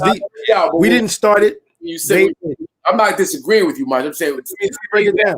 What we're doing is what we naturally do. Yeah. Unfortunately, we're doing it within someone else's social system. Yes. And so we are following the blueprint of a social system that is set up to extract our cultural wealth every time we come up with something. The system kicks in once it figures out what it is, and then it extracts it. And we are still standing there with nothing. Yes.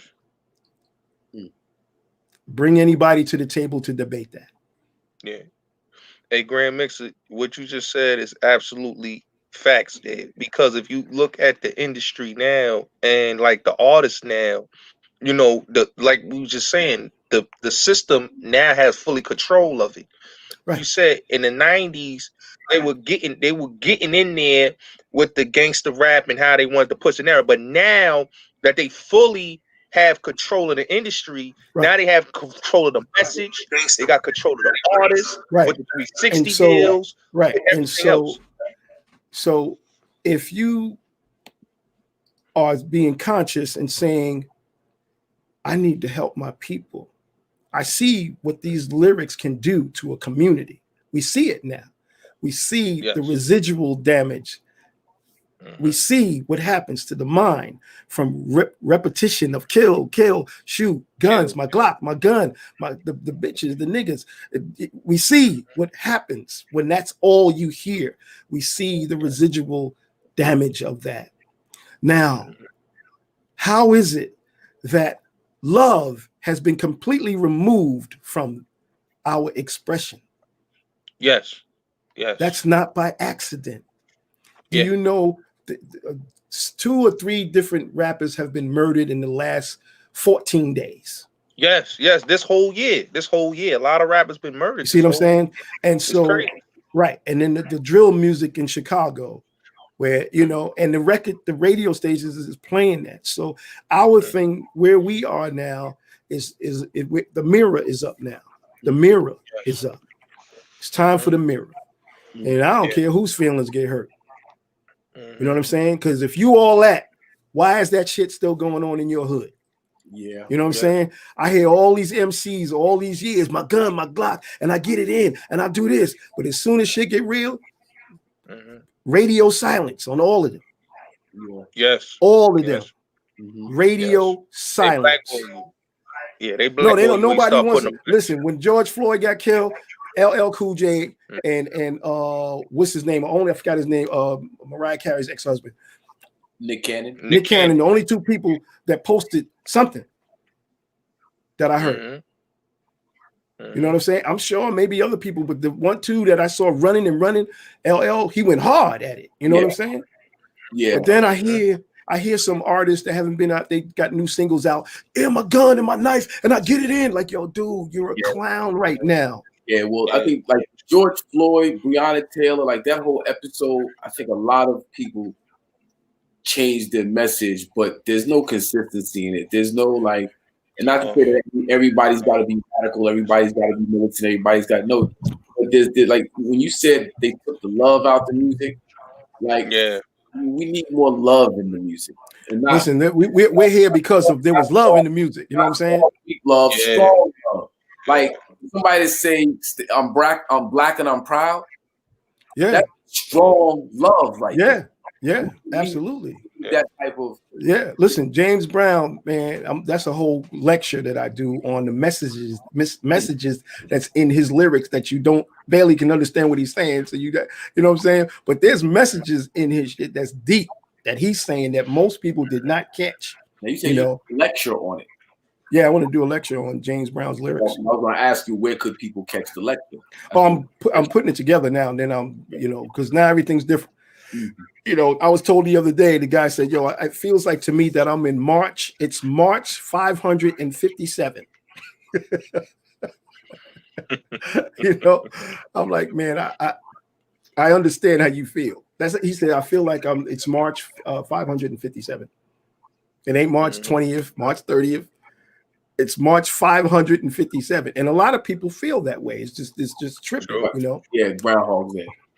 I went to I did a commercial recently on Delancey Street doing 3-Car Molly for a card company, and I came through the tunnel, and the whole block from one side of Canal to the other, like 70% of the stores said for sale, for lease, renting, closed, clearance. And I'm thinking, like, if these are the storefronts that you go in, the restaurant business is going to tank completely from it. And so just the other day I read that the restaurant industry in New York it's over. Yeah, it is. So it is. It's definitely over. I read that. It's collapsed. It has completely collapsed. And I'm going, well, this is there's no returning from this. This is we are seeing a change that's never coming back. No, it's a changing of the guards. It's a changing of the guards. It's a reset. And it's a reset. It's what's my man from Infinity Wars? Thanos. It's Thanos. Yeah. Like this, especially the last 4 years, has it's been a reset. Like we're gonna get rid of a bunch of people. Well, I can tell you, that's another lecture. That's another idea for forced society. I don't know if we want to call it evolved or devolved, but we're gonna have to all step our game up to survive what's about to come through. Yeah, in the next 6 months, people are going to realize what's actually happening here. The reset hasn't really kicked in. Everybody thinks that, and now they have these computer companies, owners that have become doctors somehow and telling people what vaccine, You see and that's that, right? all. Yeah. It's like, yo, dude, dude, get away from me. You know what I mean? And so something's going on, because how is that even allowed that this computer guy is now selling vaccines and stuff? No. You know, it's bad enough. And I as far as the election and all that, I'm it's two wings of the same bird as far as I'm concerned. And so I'm not into politics. Our problem is still our problem, and none of that has changed. Then we're talking, and people go, well, now this time we're gonna do. Listen, man, this has been going on for a long time, and at some point, you have to look truth in the face.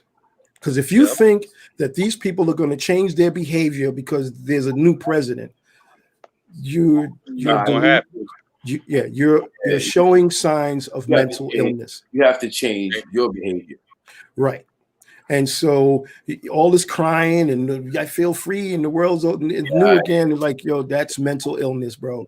Because Obama was president for 8 years. And everybody thought Jesus came. Yeah. And we got nothing. And people are thinking, and this is where we can see that there's a collective mental issue going on here, because people think the racism stuff started with Trump. Like, that's insane. Like, so you're saying the year before cops wasn't shooting people, or the year before that, or the year before that? They were shooting people. I don't think they were shooting people more during the Obama years. Yeah, I don't think that nobody thinks that it started with Trump. People are saying that. People are saying no. Nobody.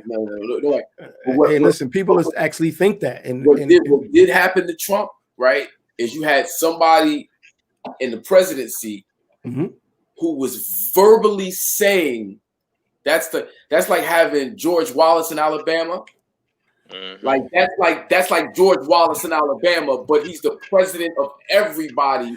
Yeah, he had no business being president. That's a little different. So yeah, but listen, this man he's a business guy, and he's not a politician, and he had no business being there. Sure. He had no business being there. You can't even get mad at him. It's like, how do y'all even let him do that? He's a businessman, and he's a shrewd businessman. He's a horrible businessman. And he brought that to the presidency. Politicians is about diplomacy and balancing things and making everybody feel a little bit comfortable about whether they're winning or not. He didn't have none of that in him. He's like, look, this is what it is. Shut the hell up and get in the cage. You know what I'm saying? And so this is literally, you know what I'm saying?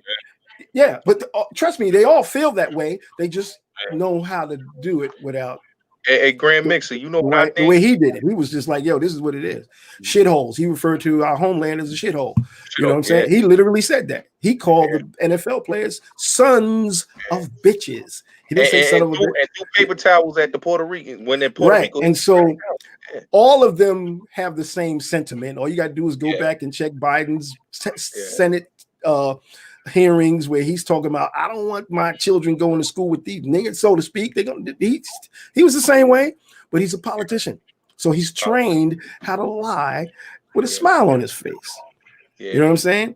And so don't get it twisted. They're all the same. It's all part of that system that means nothing, no good to us. And as soon as we recognize that, then we'll realize that we have to change. You can't expect this system. This system is designed to save them. Let me pose a scenario to you. Okay. So I do a lot of work in Newark, New Jersey, right? And from East Orange, right next door to Newark. So I'm familiar with Newark politics for a while, right? Right. The current mayor of Newark, New Jersey, Raz Baraka, right? He's the son of Amiri Baraka. I'm sure you know. I work with Amiri. Yeah. So his son Raz is the current mayor, right? Brother from the people, right? Represents a certain politic that's outside of politics. Wasn't a part of the political machine, right? Got his way into the mayorship, and Newark has benefited a great deal over the last 6 years. Violence is way, way, way down, lower than it was since '67 riots. A lot of job, percentages are up. There's a lot of good things happening for the people of Newark. Not all good, of course. I'm not saying that. Just saying that it's understood that Newark is on a positive trajectory. Upswing, yeah. It's on an upswing. And it's Black people in power. Newark is a Black city, overwhelmingly Black, like 60% African American, right? Black. Now, the people live there. Like they live there, you need services, you need government, you need some form of government. And for all intents and purposes, if the people control the government, right, Newark needs resources that you need the politics to be right at the state and federal level, right? Now I know all Black people across the country aren't in that situation in terms of having Black leadership that's somewhat accountable. Like I know that's a special case. That's not but if you can control your city government with the right folks, is that a way of taking yours back? I want to say I agree with that, but I want to say that I think local politics is what I think our people need to be focused more on than the presidential politics, because I look at it like this: the presidential politics is like a corporate businessman taking care what he has to take care with a Fortune 500 business. I think the president looks at the people as that's not his issue. His issue is to keep intact of the economy. You know what I'm saying? Our issues is locally. So I think we need to deal with it on a local level. If we start voting more and start getting more involved in local elections, I think our problems will get more solved. If we start looking at these president elections thinking these presidents are going to save us, that's not going to happen. They're not going to save us. Their important issue is the economy. They care about that. And if they got to fight a war, they'll fight a war. But other than everything else, they don't care about us. Like DXT said, Biden, Trump, whoever, they're all the same. They're all businessmen. They're all the same. See, Trump was the Manchurian. I look at him as the Manchurian candidate. It's like when you watch that movie with Denzel and you see how like that whole character was. He was just basically there to be the president, but he messed up. You know what I'm saying? And that's the way you look at it, like with Trump or whoever. You know what I'm saying? They need a different corporate owner. He was a terrible corporate owner. So they need another corporate owner for the time being so they get another boss and another boss. That's how the presidency is. When the local politics, you're going to deal with these people regardless. These local politicians are going to still be there. Your Senate, your House of Representatives, your city council, your mayor, your governor, they're going to be there. They're going to be there. You know, a lot of times, like in New York, we have Como. This is his third term. These people stay in office 3 terms, 4 terms. These are people you're going to have to be with. A president is only 2. So that's the way I'm going to go out of bounds right now. Yeah, go. Let's go. Okay. All the way out of bounds. Because these conversations have been happening all month. The real reality is our problem has nothing to do with politics. No. And we focus on politics as if we are part of the construct, that we did not construct this system that we're into called politics. And so I also am convinced now that we totally do not, or let me say it this way, we don't totally understand how the English language works. I think that where we are now is proof of that. We don't totally understand how this language is working. No. Keep this in mind. We were getting our asses beat and hung and shot and tore to pieces, not understanding what they were saying to us while they were doing that. This is something we don't think about. You know what I'm saying? Just imagine somebody putting you up on this thing and ripping your clothes off and sticking a hook in the back of your neck, and you don't even know what they're saying. Okay? We don't think about these things. Our problem here is not politics. As long as we function in this system, it's going to remain the same. It's a system. It works that way. The system, let me just say this. These people that we have been dealing with, they are not suicidal. No. So they're not going to create a system that allows you to be on par with them. That's suicide for them. Yeah. They're homicidal. And that's what we see. But we don't want to see it. This problem is biological. It's not political. And until we understand that they know that and we don't, we're going to keep playing these word games. This is this is biological shit we talk about. If we did understand it, then what? Once you understand that it's biological and you understand it from the point of pure, unadulterated love, because the only thing that's going to fix any of this is sheer, unadulterated, pure love. You have to love yourself, and you have to love the person who you're with. You have to love your community. You have to love your people. You have to love everyone. And in doing that, you will automatically know what you must do to correct your issues. See, the thing is, people don't understand what love is. They think love is just it's an emotion. A lot of people function with their emotions without the benefit of their intellect. And there's a lot of murders that caused by that, even in relationships. And so we are dealing with a biological issue. Yes.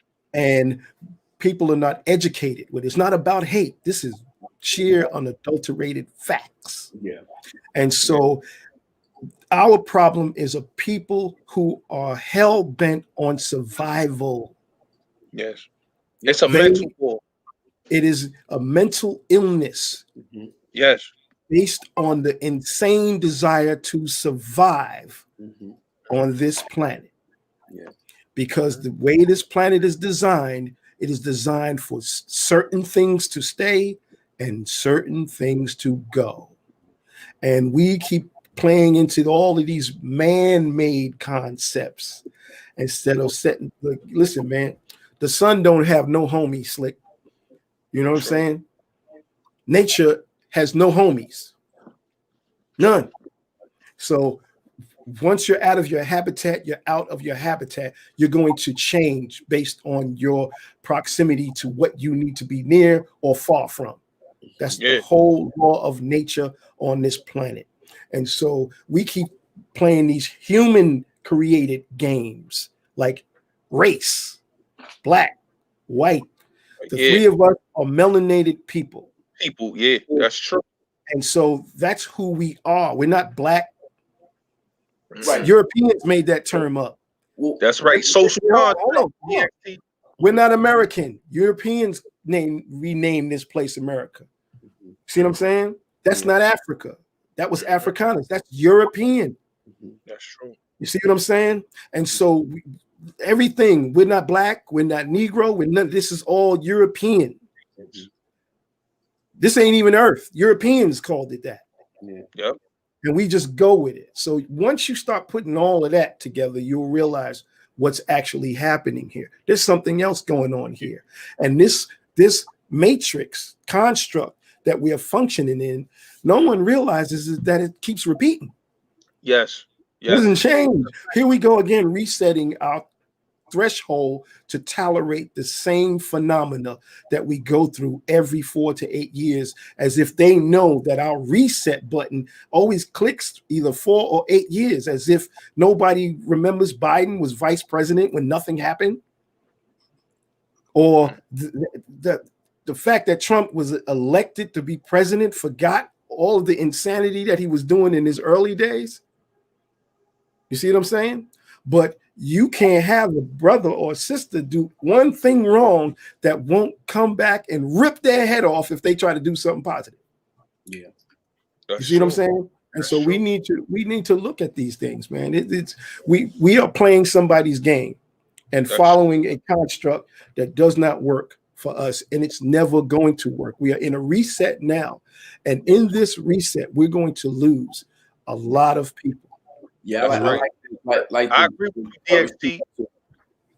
To organize, once you get outside the self, there's still a level of organization that you have to engage in whether it's just your family, whether it's your, you know, your neighborhood.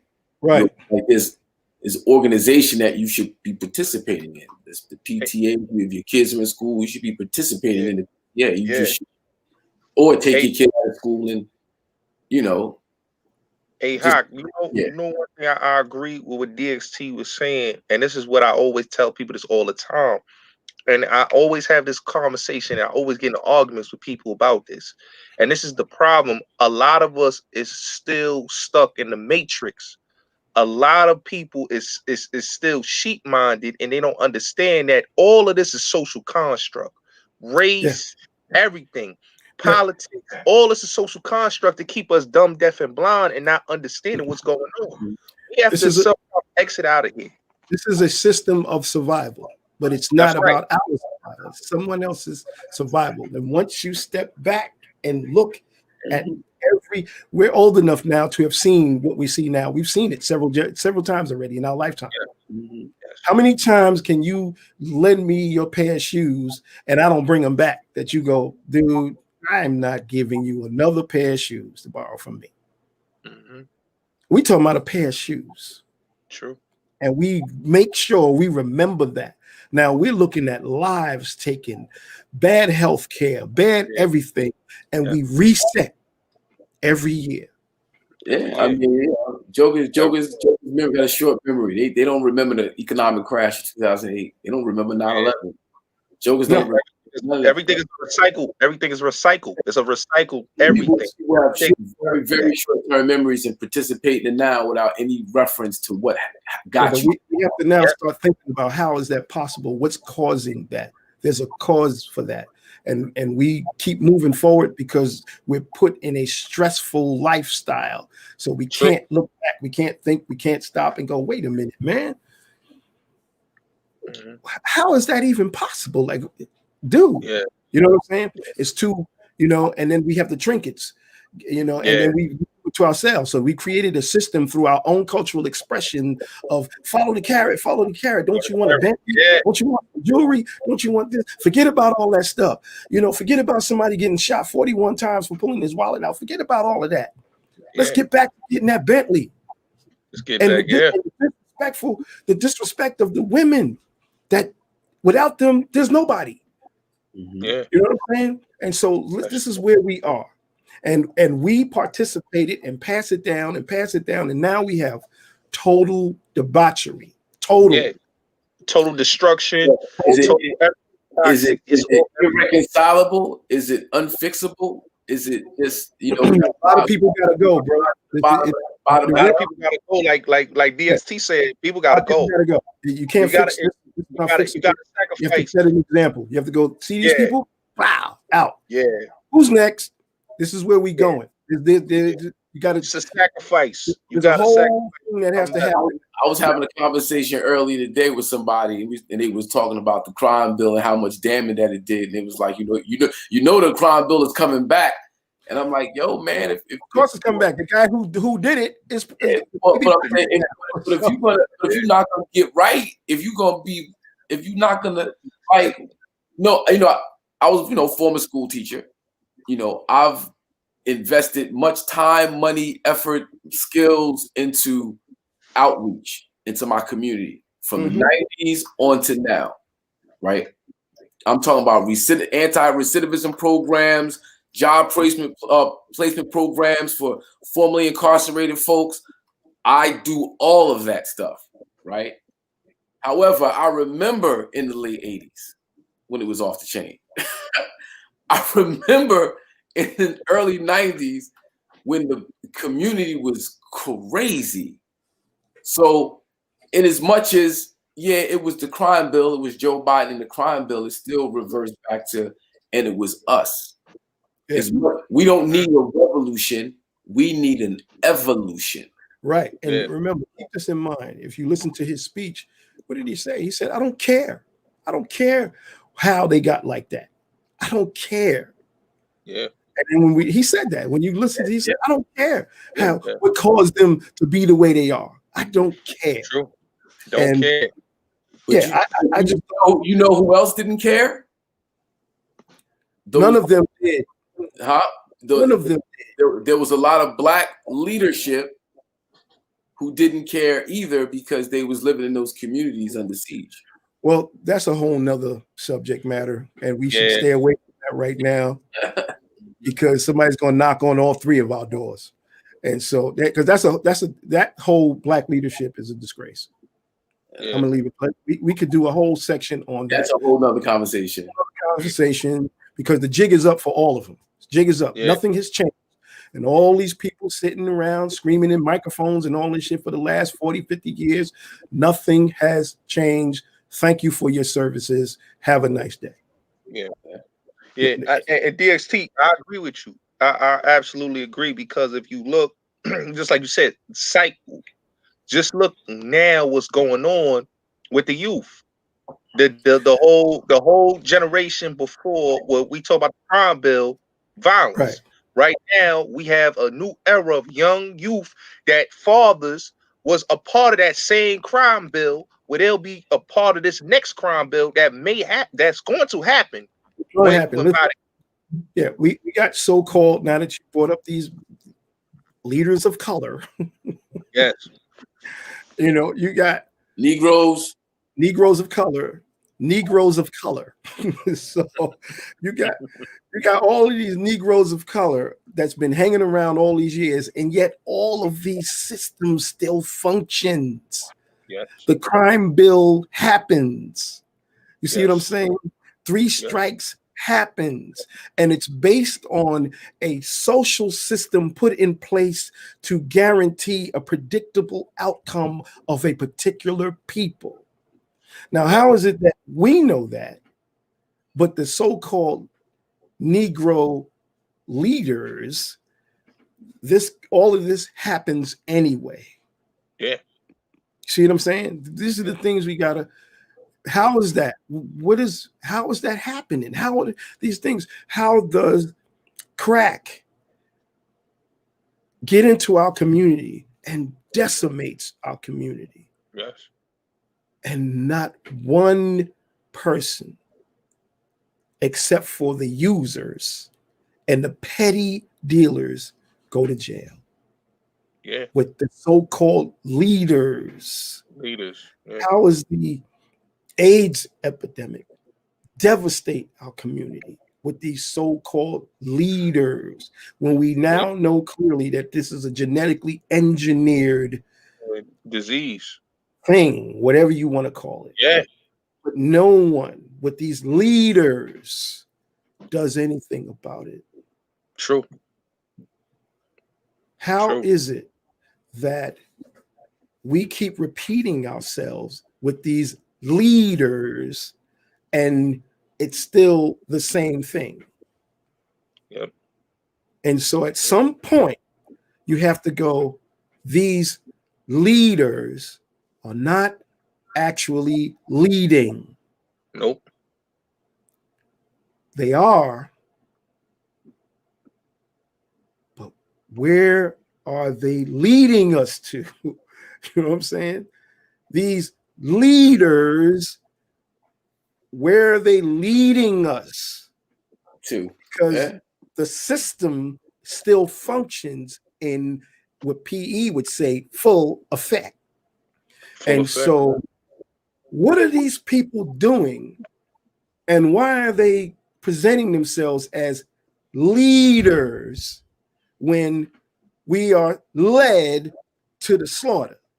Yeah. And so it is time for us to look at these leaders and figure out what exactly is your purpose as a leader. What was your prime directive to begin with as a leader? And where have you been leading for the last 30 and 40 years?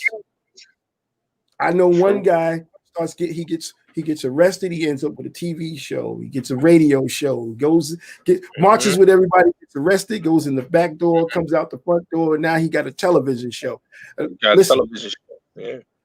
Listen, bring it.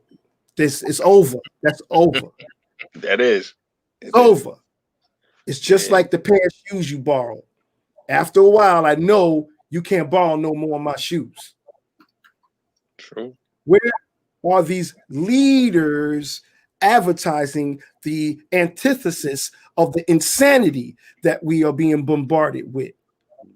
It's all about what's going into the mind. So where's the leaders saying, look what this is doing to our community? The buffoonery. Mm-hmm. There's these leaders. And where are they leading us? And where have they led us? This is what we must focus on, and we must bring them to the stage and explain yourself now. Mm-hmm. I'm ready to do that with all of the leaders. Yeah, I don't know how you do that. They're not going to show up, and that's their way out. That's their way out. Yeah, they don't show up. They won't show up, and that's their way out. Show up and explain with all this microphone. And they'll always have somebody to divert as the leader. I used to like to say, I don't know where I read this from first, but it said, if you want to hold the people back, elevate the least of them. Absolutely. And so there's different movements, and big shout out to the brother Grandmaster Jay, and he's getting beat up on and all this stuff, but dude, he's leading in a way that's saying, okay, this is this, it ain't that.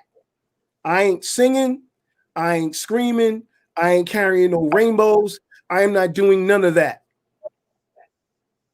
Because none of that has worked. No, I'm locked and loaded. I'm marching. And strapped to the people who won it. Big shout out to that brother, because then you get the haters because they're afraid to be men. Don't do that. Don't do that because it's gonna force me to have to go out there and fight too, and I don't want to. Yeah, I got a Bentley, and if I just stay quiet, they won't mess with me. Yeah, you know what I'm saying? They want to get that money. They want to get that money. DXT. They want the Bentley and all that. They don't want to mess that up. Yeah, so we're in a reset, bro. And you don't want to get shot. You can't eat your Bentley. Yeah, that's true. You can't eat your Bentley. You can't eat your bling. You can't eat none of that. They don't miss. You know what I'm saying? You can't eat none of that. And so that's where we are. You know what I'm saying? Again, big shout out to that brother, NFAC. Big shout out to NFAC. Because it forces you, no matter what it is, it forces you to rethink it. It forces you to look at. Yeah, it's a powerful motivating image. Leaders, the black and he did this in a matter of months. Mm-hmm. But we got these leaders, you know what I'm saying, who's been around for generations. Yeah. Mm-hmm. Yeah. You see what I'm saying? And so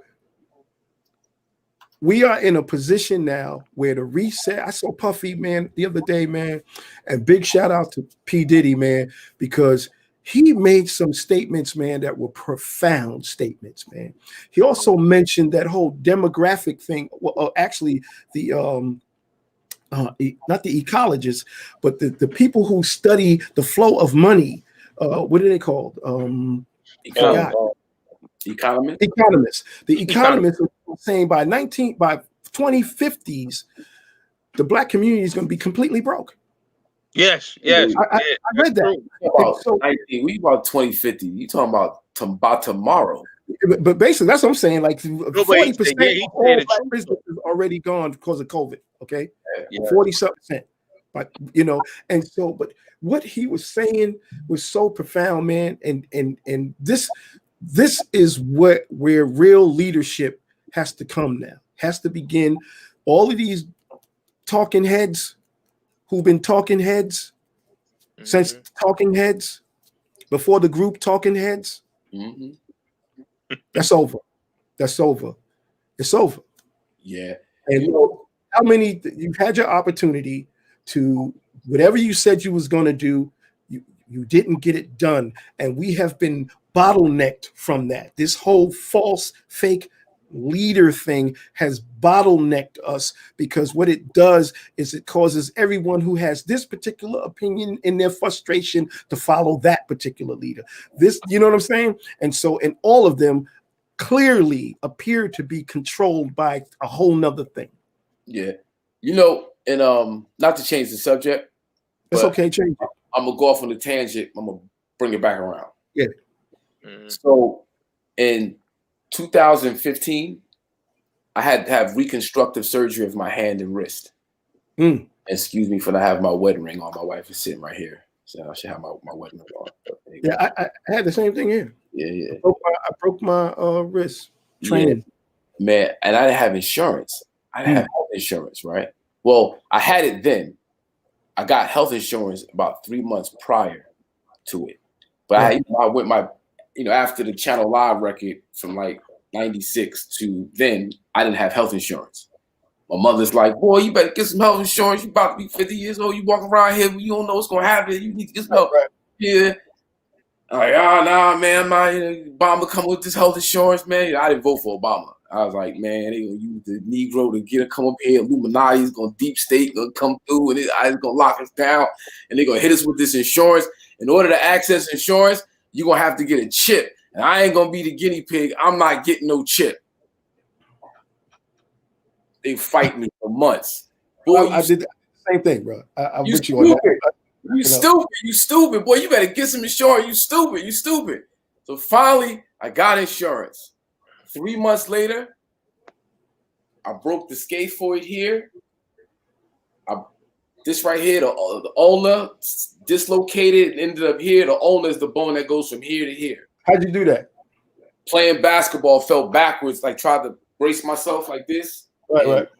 You know, broke the scaphoid, the ulna, and then my mom had to have both her hands fused to her wrist. We have conditions with our hands, right? I have bones floating in my hand. You see the scar? I had a plate from here to here. I remember seeing you with the brace thing on. Right. Yeah. If it wasn't for Obamacare, bro, I'd be walking around like this right now. I'll be doing that. Yeah, it worked for some people, and some people it didn't work for. Yeah, I get you. But yeah, I did the same thing, man, except I was walking around for about a week and didn't know my wrist was broke. Yeah, no, I went a month.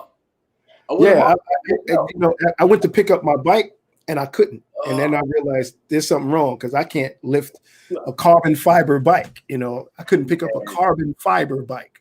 Yeah. So I went to the hospital and they was like, dude, how long was you walking around like this? About a week and a half. I said, no, but it's fine. It was like, don't stop. It's broken. Yeah. I went, wow. So I had to have you don't even see the incisions. You don't even see it. They did some new stuff. Yeah.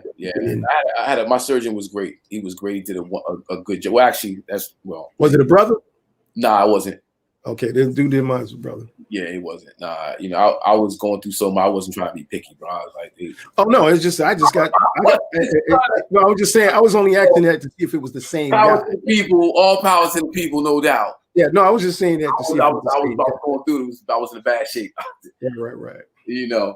But no, man, this has been a wonderful conversation. GrandMixer DXT, my brother, and it's like one of the folks that's like when you think of hip hop culture, you think of the just the whole industry and the whole thing.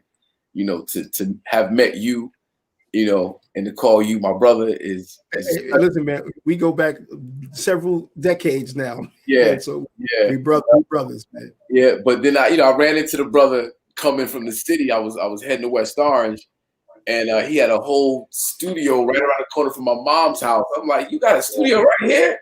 Yeah. He's like, yeah. I'm like, man, right there in West Orange, and and that became a historic spot because you had a bunch of projects come out of there that did some things. Can you talk great things? Well, I would like to talk about what I'm doing now. There you go. Let's go. I just did the Thelonious Monk Palo Alto concert that was originally recorded in 1968. I just remastered it, restored it, did the mixing, and it became in 10 days, came out on the 18th of October. Within 10 days, it was #2 on the jazz charts. Yeah. And number 15 in overall sales in the country. So, yeah. Luke, congratulations. Yeah, man. So I'm pretty proud of that. And Monk and I are now working on this huge project, and we're calling it, the working title is The Journey. And it is going to consist of, and a matter of fact, you and I need to talk about that. Right now, we just recorded The Last Poets. We got Allison Williams on it, Angie Stone, Dougie Fresh. I mean, it's growing. It's insane. Yeah. And so you know, come on, man. You already know, bro. God, and you can't say no. You can't say no. Oh, I'd be bugging. We talking about no. Yeah. So this is going to be huge, man. It's called The Journey. That's the working title, because we're doing a journey of our experiences through this whole journey. Yeah. You know. And so everybody, we pulling in. It's going to go for a couple of years.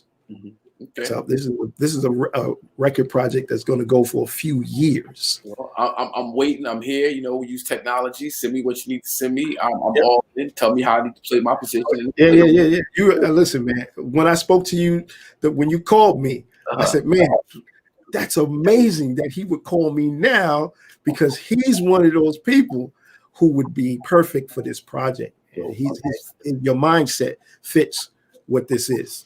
Man, Umar and Dune, they are still amazing. Man, they blew us all away. Some people had tears in their eyes, man. It was amazing, man. Yeah. Means Allison Williams, amazing performance. Yeah. So wait a minute. Now, where could people find what's already been? Because you're saying this is the first one. We're doing the first one now. And it's going to be released maybe a week or so before Black History Month starts. Okay. February. Okay. Yeah, that's the first one. And then there's going to be altogether, it's if we was looking at it as CDs, it's 5 CDs. And so we're just doing the first one now, and then they're going to come out, you know, in increments. Right. And each CD is going to have 12 songs. Yeah, it's going to be a whole package, whole album worth of material. So excellent. You in there? All right. I can't wait. Yeah, man. You're part of the journey, bro. Gotti. Yeah. What's up, man? You got any questions for the legends before we? I like to say, you know, as you know, listening, you know, it just shows that, you know, the history of hip hop and everything. We need to have these type of conversations and builds, you know what I'm saying? And to get back into just knowing where it all came from. Like DXT was talking about, like hip hop didn't just come from DJing and all that. It came from jazz. It came from all that R&B, blues, everything, even the music back in Africa. So it all starts with history. History is important. And that's one thing that you learn from this build that we had. It's all about history. So I gotta salute DXT for coming on here, just to giving us history. This is a lesson for the young and old, you know. So it's a building. It's a critical thing when you are expressing something and you don't have the connection to the origins of your expression. This is a 400-year-old problem that we suffer from, and some of us recognize that.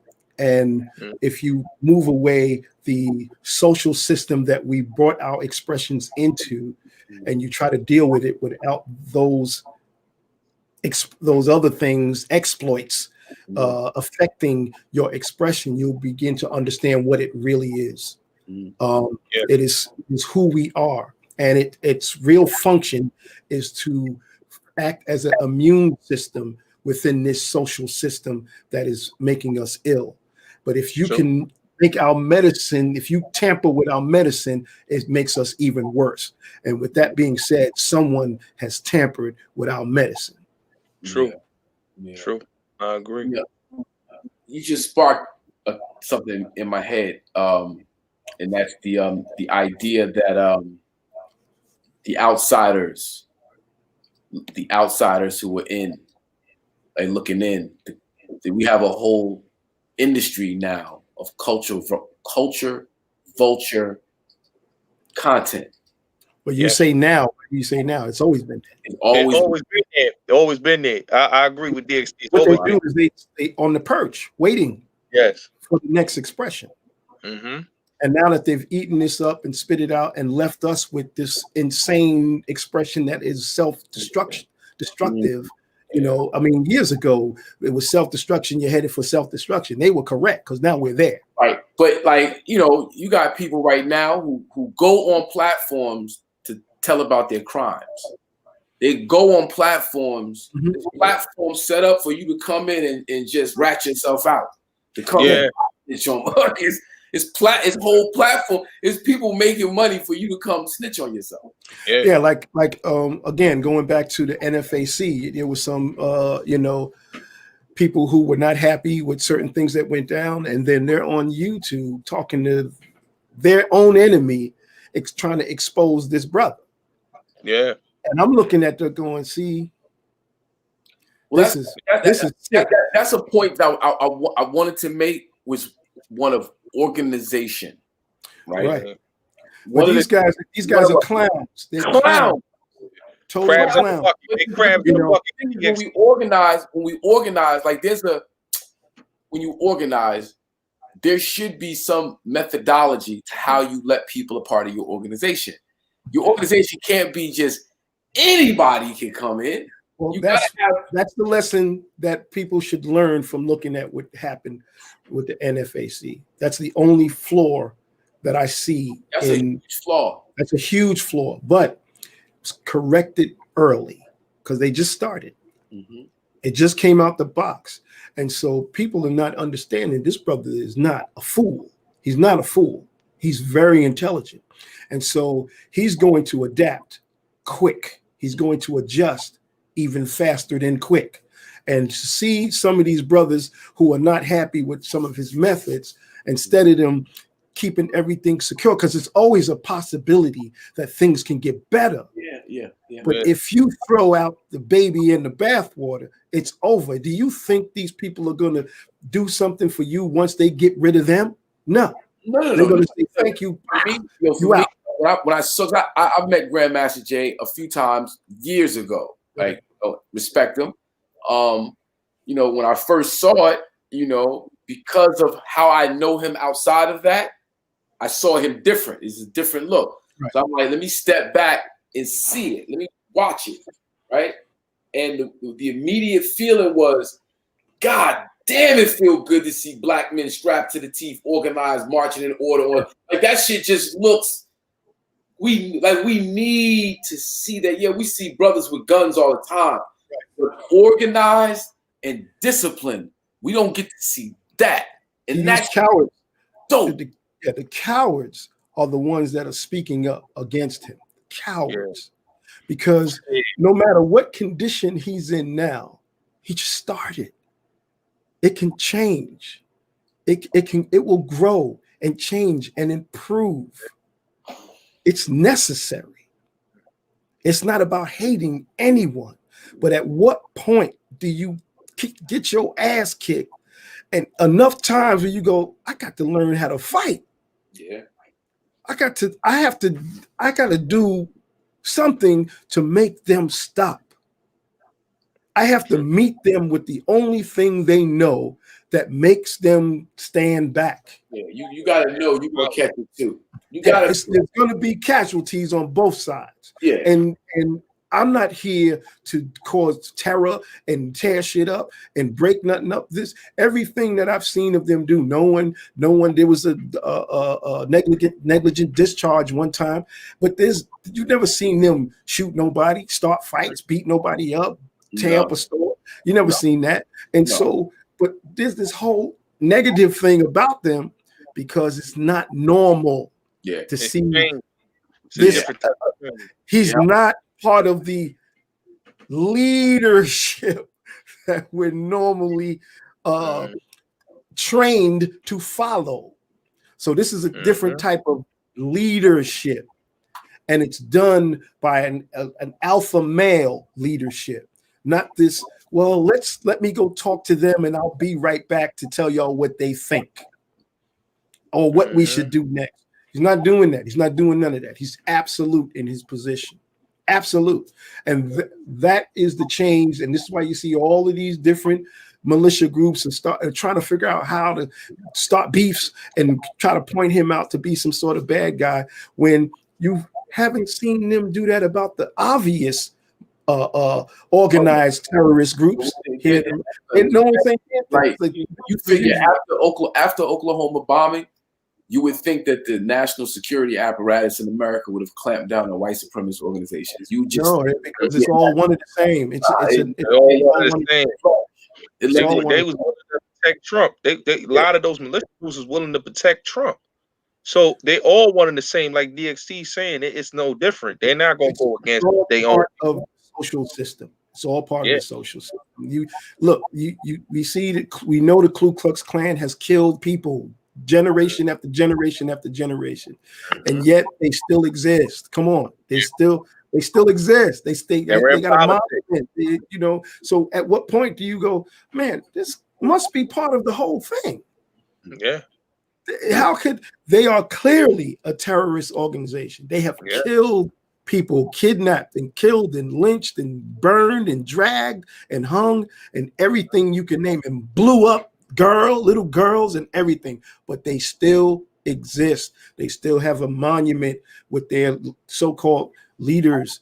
And you know what? More power to them. This is their system. And so that's what it is. But the whole thing is we have to fortify ourselves in our position of being left alone.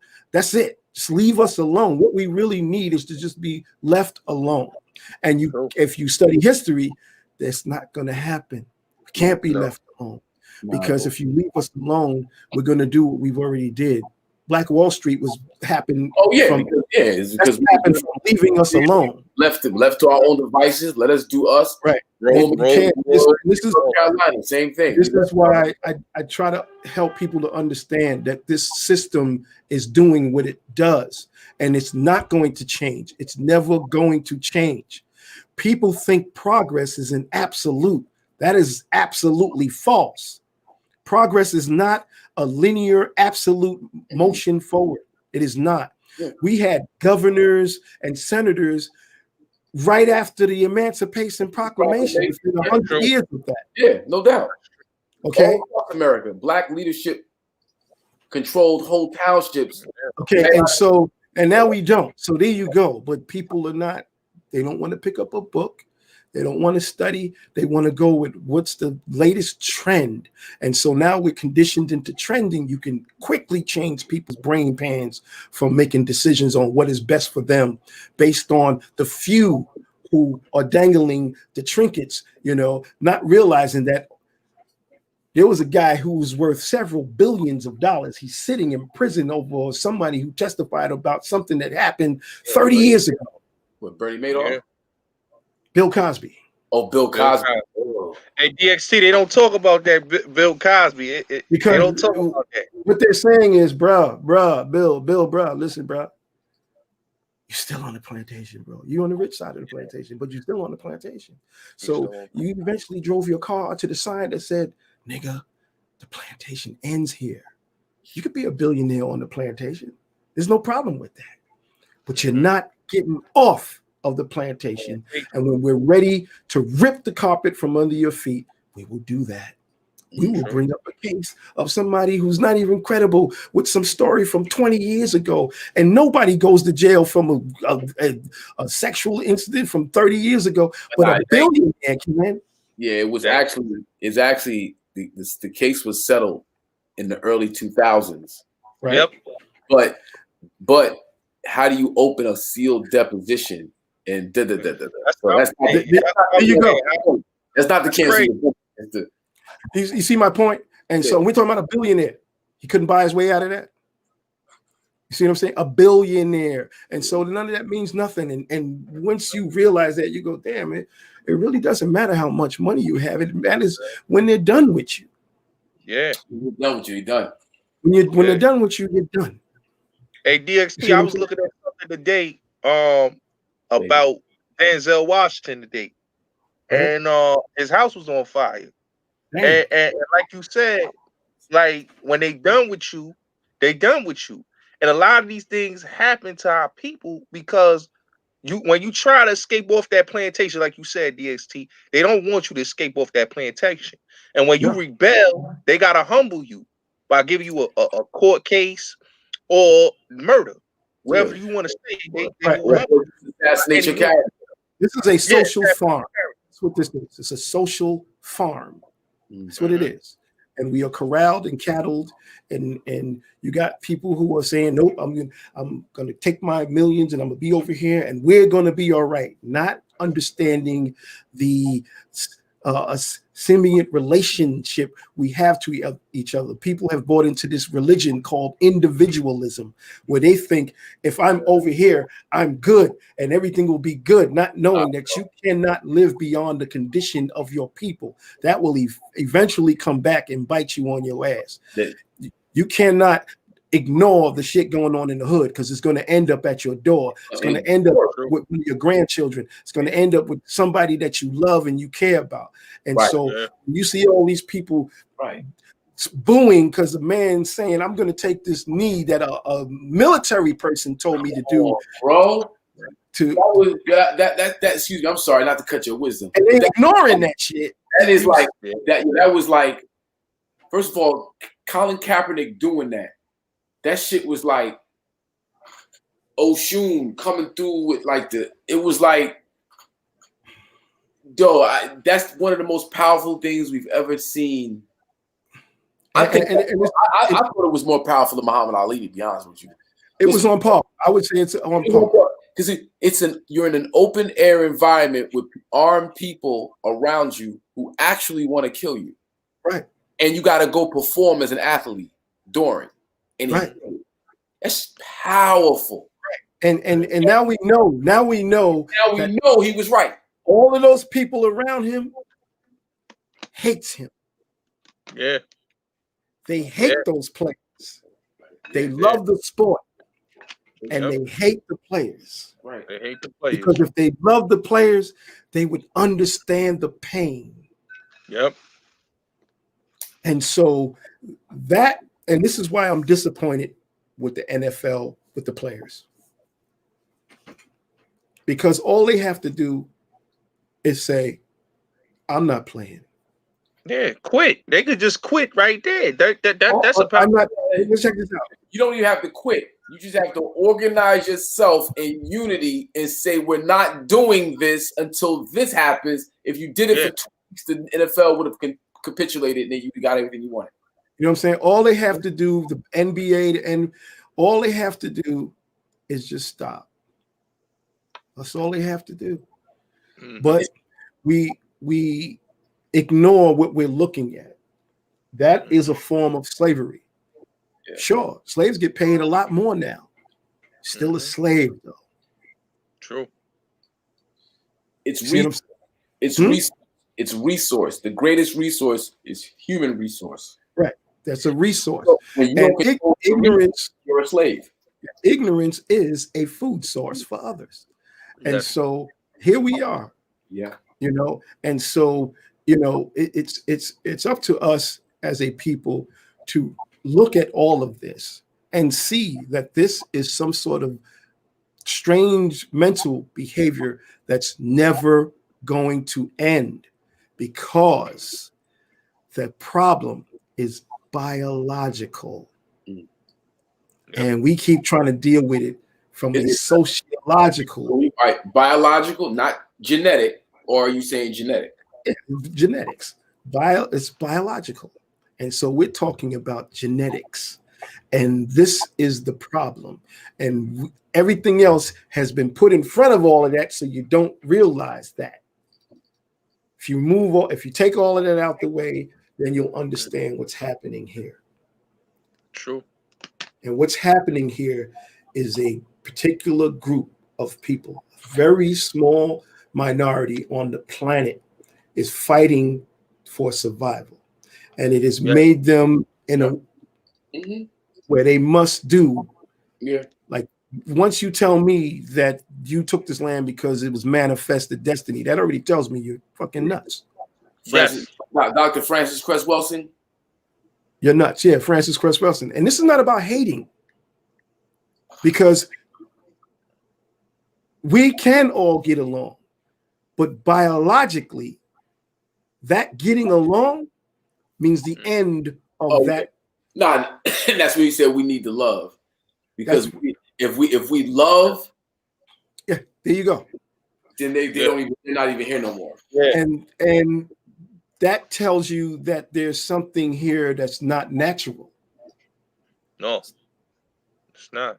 You see what I'm saying? And so this unnaturalness is fighting to remain. Yeah. And they can, but they have to. You got to come back to black, and no disrespect. Hey, DXT, like you said earlier, you have to be what nature says how you survive on this planet. No doubt. Yeah. Nature says this is how you survive. Once you go off the rails, eventually what's happening to you is going to happen. And this has been going on for the last 6,000 years. That genetic mutation occurred only 6,000 to 8,000 years ago. It's not that long ago. And so it's now at its end. And so that's what you're seeing. It's at its end. The sun, we don't have to fire one bullet, one anything at a person that's considered Caucasian. And they don't need to fight us. No. Their fight is not with us. I don't hate people. No. I don't hate anybody. True. I hate my dentist for putting these fillings in my damn mouth. But it's not about hate. It's understand. It's like looking at it as from a pure realistic perspective. This is real. This is what we're dealing with. We're dealing with biology here. And so these people who understand their genetic position is saying, fuck that, we're going to fight to the death to stay here no matter what. We force ourselves on you. Yeah, whether they consciously know it or not. Huh? Whether they consciously know it or not. Some of them know it. Some of them don't. Most of them don't, though. No, most of them don't, and they're fighting. They've been conditioned with the racist thing, not realizing that that's been created as a buffer. Yeah, to get you to look this way while they're doing this over there. Because once they're done with us, when they all run to the castle and say, "Okay, all the darkies are gone. You can come out the castle now," they're gonna look down and go, "When they get rid of the darkies, you the new niggas." Right? They're gonna say, "Oh, well, actually, right here." You see what I'm saying? And so I try to share that with some of my white brethrens and who are considered Caucasian. I try to share that with them. Like, listen, this is what we're faced with. This is not about hate. And when you talk like this, it becomes the against me or for me mentality. I don't hate anybody, but I'm looking at what has happened for the last 400 years. I've been studying it, and it's like, yo, listen, man, here's what the problem is. And you guys are not acknowledging what your genetic position is. You're fighting it, and you're trying to come up with ways to get rid of it. We know now about the sex farms y'all had here to get the genetics from us so that you'd be here even longer. Most of the plantations were brothels. Right, that was for, and then if you study 2 generations back, most of those people have black ancestors, have melanated ancestors, and because that's how they prolong their time. Yes. And now they can't do that. But that brings me to numbers. They DXT, they trick the numbers. They trick the numbers. And so, but this is not a war against them. No, it's not. This is they fighting us when we're not the enemy. We're not. It's their enemy is the literal sun, and they're never gonna beat that. Ever. Yeah. The sun don't have no homies. Nah, that's real. And so that's what it is. And so they're bullying everybody else because they can't beat the sun. Like, dude, what you have to do is you have to love, and it'll all be over. Yeah. And all you got to do is love and let nature do what it's supposed to do. That's what this is all really about. It's about love, man. Just everybody love each other. I see what you did there, by the way. You know what I'm saying? And then it'll all end, and all this hatred and this man-made construct of race and all this bullshit. It's all bullshit. You know what I'm saying? America, that's bullshit. Black, bullshit. White, bullshit. Africa, bullshit. Yeah. Bullshit. Earth, bullshit. Bullshit. You know what I'm saying? Let's love, and all of this shit will heal. The healing is there's one particular type that interacts with the sun correctly. Mm-hmm. That's it. That's throwing out all of the bullshit and dealing with pure unadulterated science and biology. True. Just let it be what it's supposed to be. You're fighting nature and you're not going to win. You're fighting with nature. You're using chemicals. You're coming up with these viruses and all of this shit to save yourselves, and you're not going to do that. You are shooting a BB gun at a freight train. Yeah. Everything you saying, DXT, is the truth. This is why I try to tell people that everything deals with nature. Let's come back to love. Everybody love each other. And it'll just accept it. Just accept the reality. And it'll all be over. You won't have to stress no more. You won't have to you'll wake up and you'll be born again. Born again in the love of the sun. In the love of the sun, my brother. That's right. Jules. You see what I'm saying? There's no hate. This is no hate. This is no hate. I'm gonna start my own church just for my Caucasian brothers. Peep the signs. Peep the signs, God. Peep the signs, God. Now you see you're on the Madism TV show, and you see that symbol back there. You know what that's about. Yes. It's about born again from his own ashes. Yeah. See what I'm saying? And so they could rise, huh?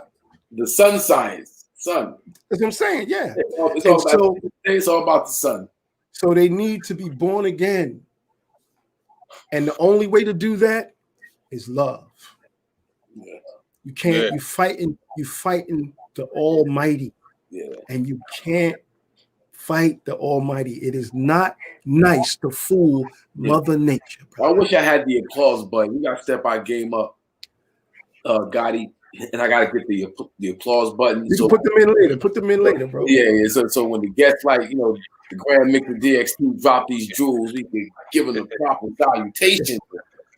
Yeah, and again, this is I don't want y'all to present, and I know you're not going to. This is not hate. No. At all. This is the real. This is the real. This is the real. This is being a realist. The only way to fix this problem is for everyone to love each other. Yep. Go back to loving each other and getting rid of all of these chemicals and all of this foolishness to get money and all of this shit. And it's the mind thinking of a person who knows he's not going to be here for long. And so he does all of these insane things on the planet. He hates this planet because he feels he's trapped here and it's not going to do him no good. That's right. It's not supposed to do you no good in that condition. And so you can change that by from 2 to 3 generations from now, you will be straight. And that's what you're supposed to do, not fight it. Big shout out to MBK Crypto. He's in the chat. He said very interesting. No doubt. Big shout out to him. I agree. So it's all about love. We love everybody, love each other, stop all this race shit. It's bullshit. And the human family will heal. Yeah, for sure. That's a fact. Because it's all about being human. It's about being hue as in color, human. And so some of us have genetically mutated in a way that's not healthy for the planet. It's not healthy for humans. And they have decided to stay that way instead of going, man, I need to go back to this. And so, and these are all peer-reviewed, irrefutable facts. I'm not making this shit up. They can go look at it themselves. And so that's the problem. And nobody wants to say it. Nobody wants to talk about it because race has become real, but it's not. BBC just released a report a couple weeks ago that traced Caucasians to Europe like 7,000 years ago. They said there was a race of black people who inhabited Europe up to about 6,000 or 7,000 years ago. Yeah, they go back to like 120,000 years ago, right? So this mutation happened only 6,000 to 8,000 years ago, and so if you teach that and say this is how Caucasians came about, and we're suffering from these issues, like we can't be in the sun too long, and these people are in the sun all day long, and all of this stuff. To fix all of that is we're supposed to have melanin, and in order to do that, The only way to fix that is love. There's no synthetic way of fixing that. You cannot fix that. And because of the insane desire to remain this way, based on a fear of annihilation, and that's the biggest problem, to think that this small group wants to remain in the position that doesn't put them in in position to deal with the sun. Why would you even want to do that? Why would you want to do that? So you are fighting something that you can't win this fight. Nature is nature. There's no way around it. Nobody really hates. We're responding to this insanity that has been imposed on everyone else. It's made everyone crazy. This phenomena has made the whole planet sick. Yeah. Everywhere. I have a friend named Rick, OG friend of mine from like back in the day. He used to say the last revolution is the Earth. The Earth's revolution is the last revolution. Right. But again, because people take this information and they spin it into hate information. Black, supposed black and supposed white. Oh, that's what, see what he's saying? The black man and black. Listen, this is a planet, man, that we all are on. Nobody's getting off this planet alive. No one's gone to the moon. Oh, let's just go. Let's just put all the truth on the table. Let's just get to the real. You know what I'm saying? And the sun is going to decide who stays and who goes. Yeah. What remains and what will go. That's the sun. Everything that you're seeing happening on this planet right now, these fires, everything, the sun. Yeah, the sun has the last answer to everything. The sun has the last word in every aspect. If you don't believe what I'm saying, go do your own due diligence, do your research. That's right. Study space weather.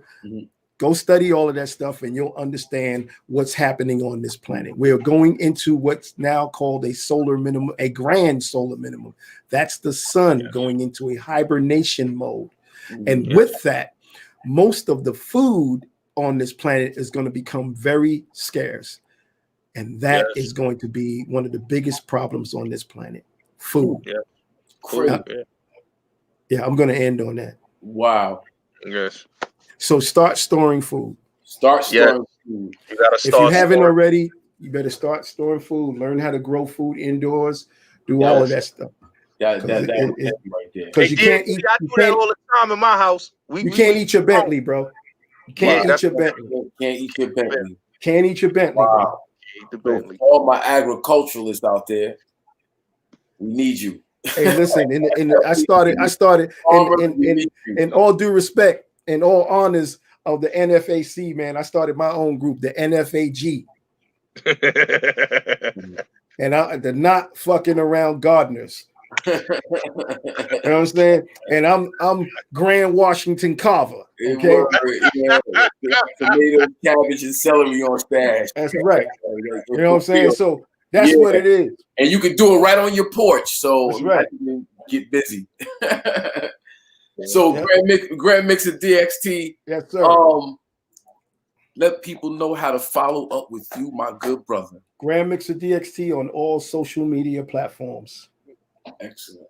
Go out and buy Thelonious Monk Palo Alto, 1968. Yeah. One more time. Thelonious Monk Palo Alto. There you go. Get that. Cop that. Yeah, I'm trying to buy a new shovel, not a Bentley. Got one. And some seeds. Quick salutation to the God before we close out. Oh, I want to say I really enjoyed this bill. This is a powerful bill. This is what we needed. You know what I'm saying? We need this information because right now, like you said, man, the sun has the last answer. So we got to be ready, willing, and able to understand what's, because you can't eat the Bentley, you can't eat the jewelry, and you can't eat the money. You got everything else. You can't eat the money. You'll get a stomach ache, but you can eat it. And a lot of people are going to end up doing that before they start going knocking on people's doors begging for food, trying to trade all of their gold and jewelry in for a sandwich. That's going to happen. That's coming. It's coming very soon. Very soon. Very soon. Yo, this is Hakim Green with my guy, Bulletz Gotti. Just got finished with interviewing Grand Mixer DXT, the legend. If you don't know, now you know. Check in with us. This is the Madison TV show. Yo, we out, y'all. Peace. 2 fingers.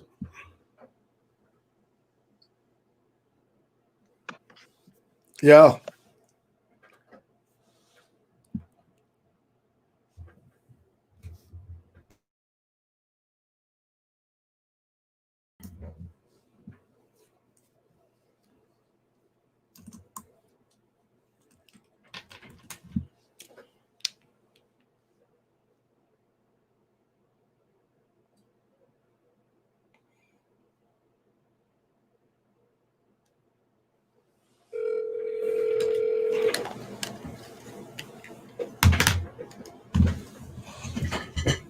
Hello.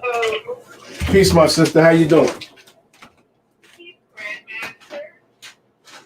That's Grand Mixer. What's wrong with you?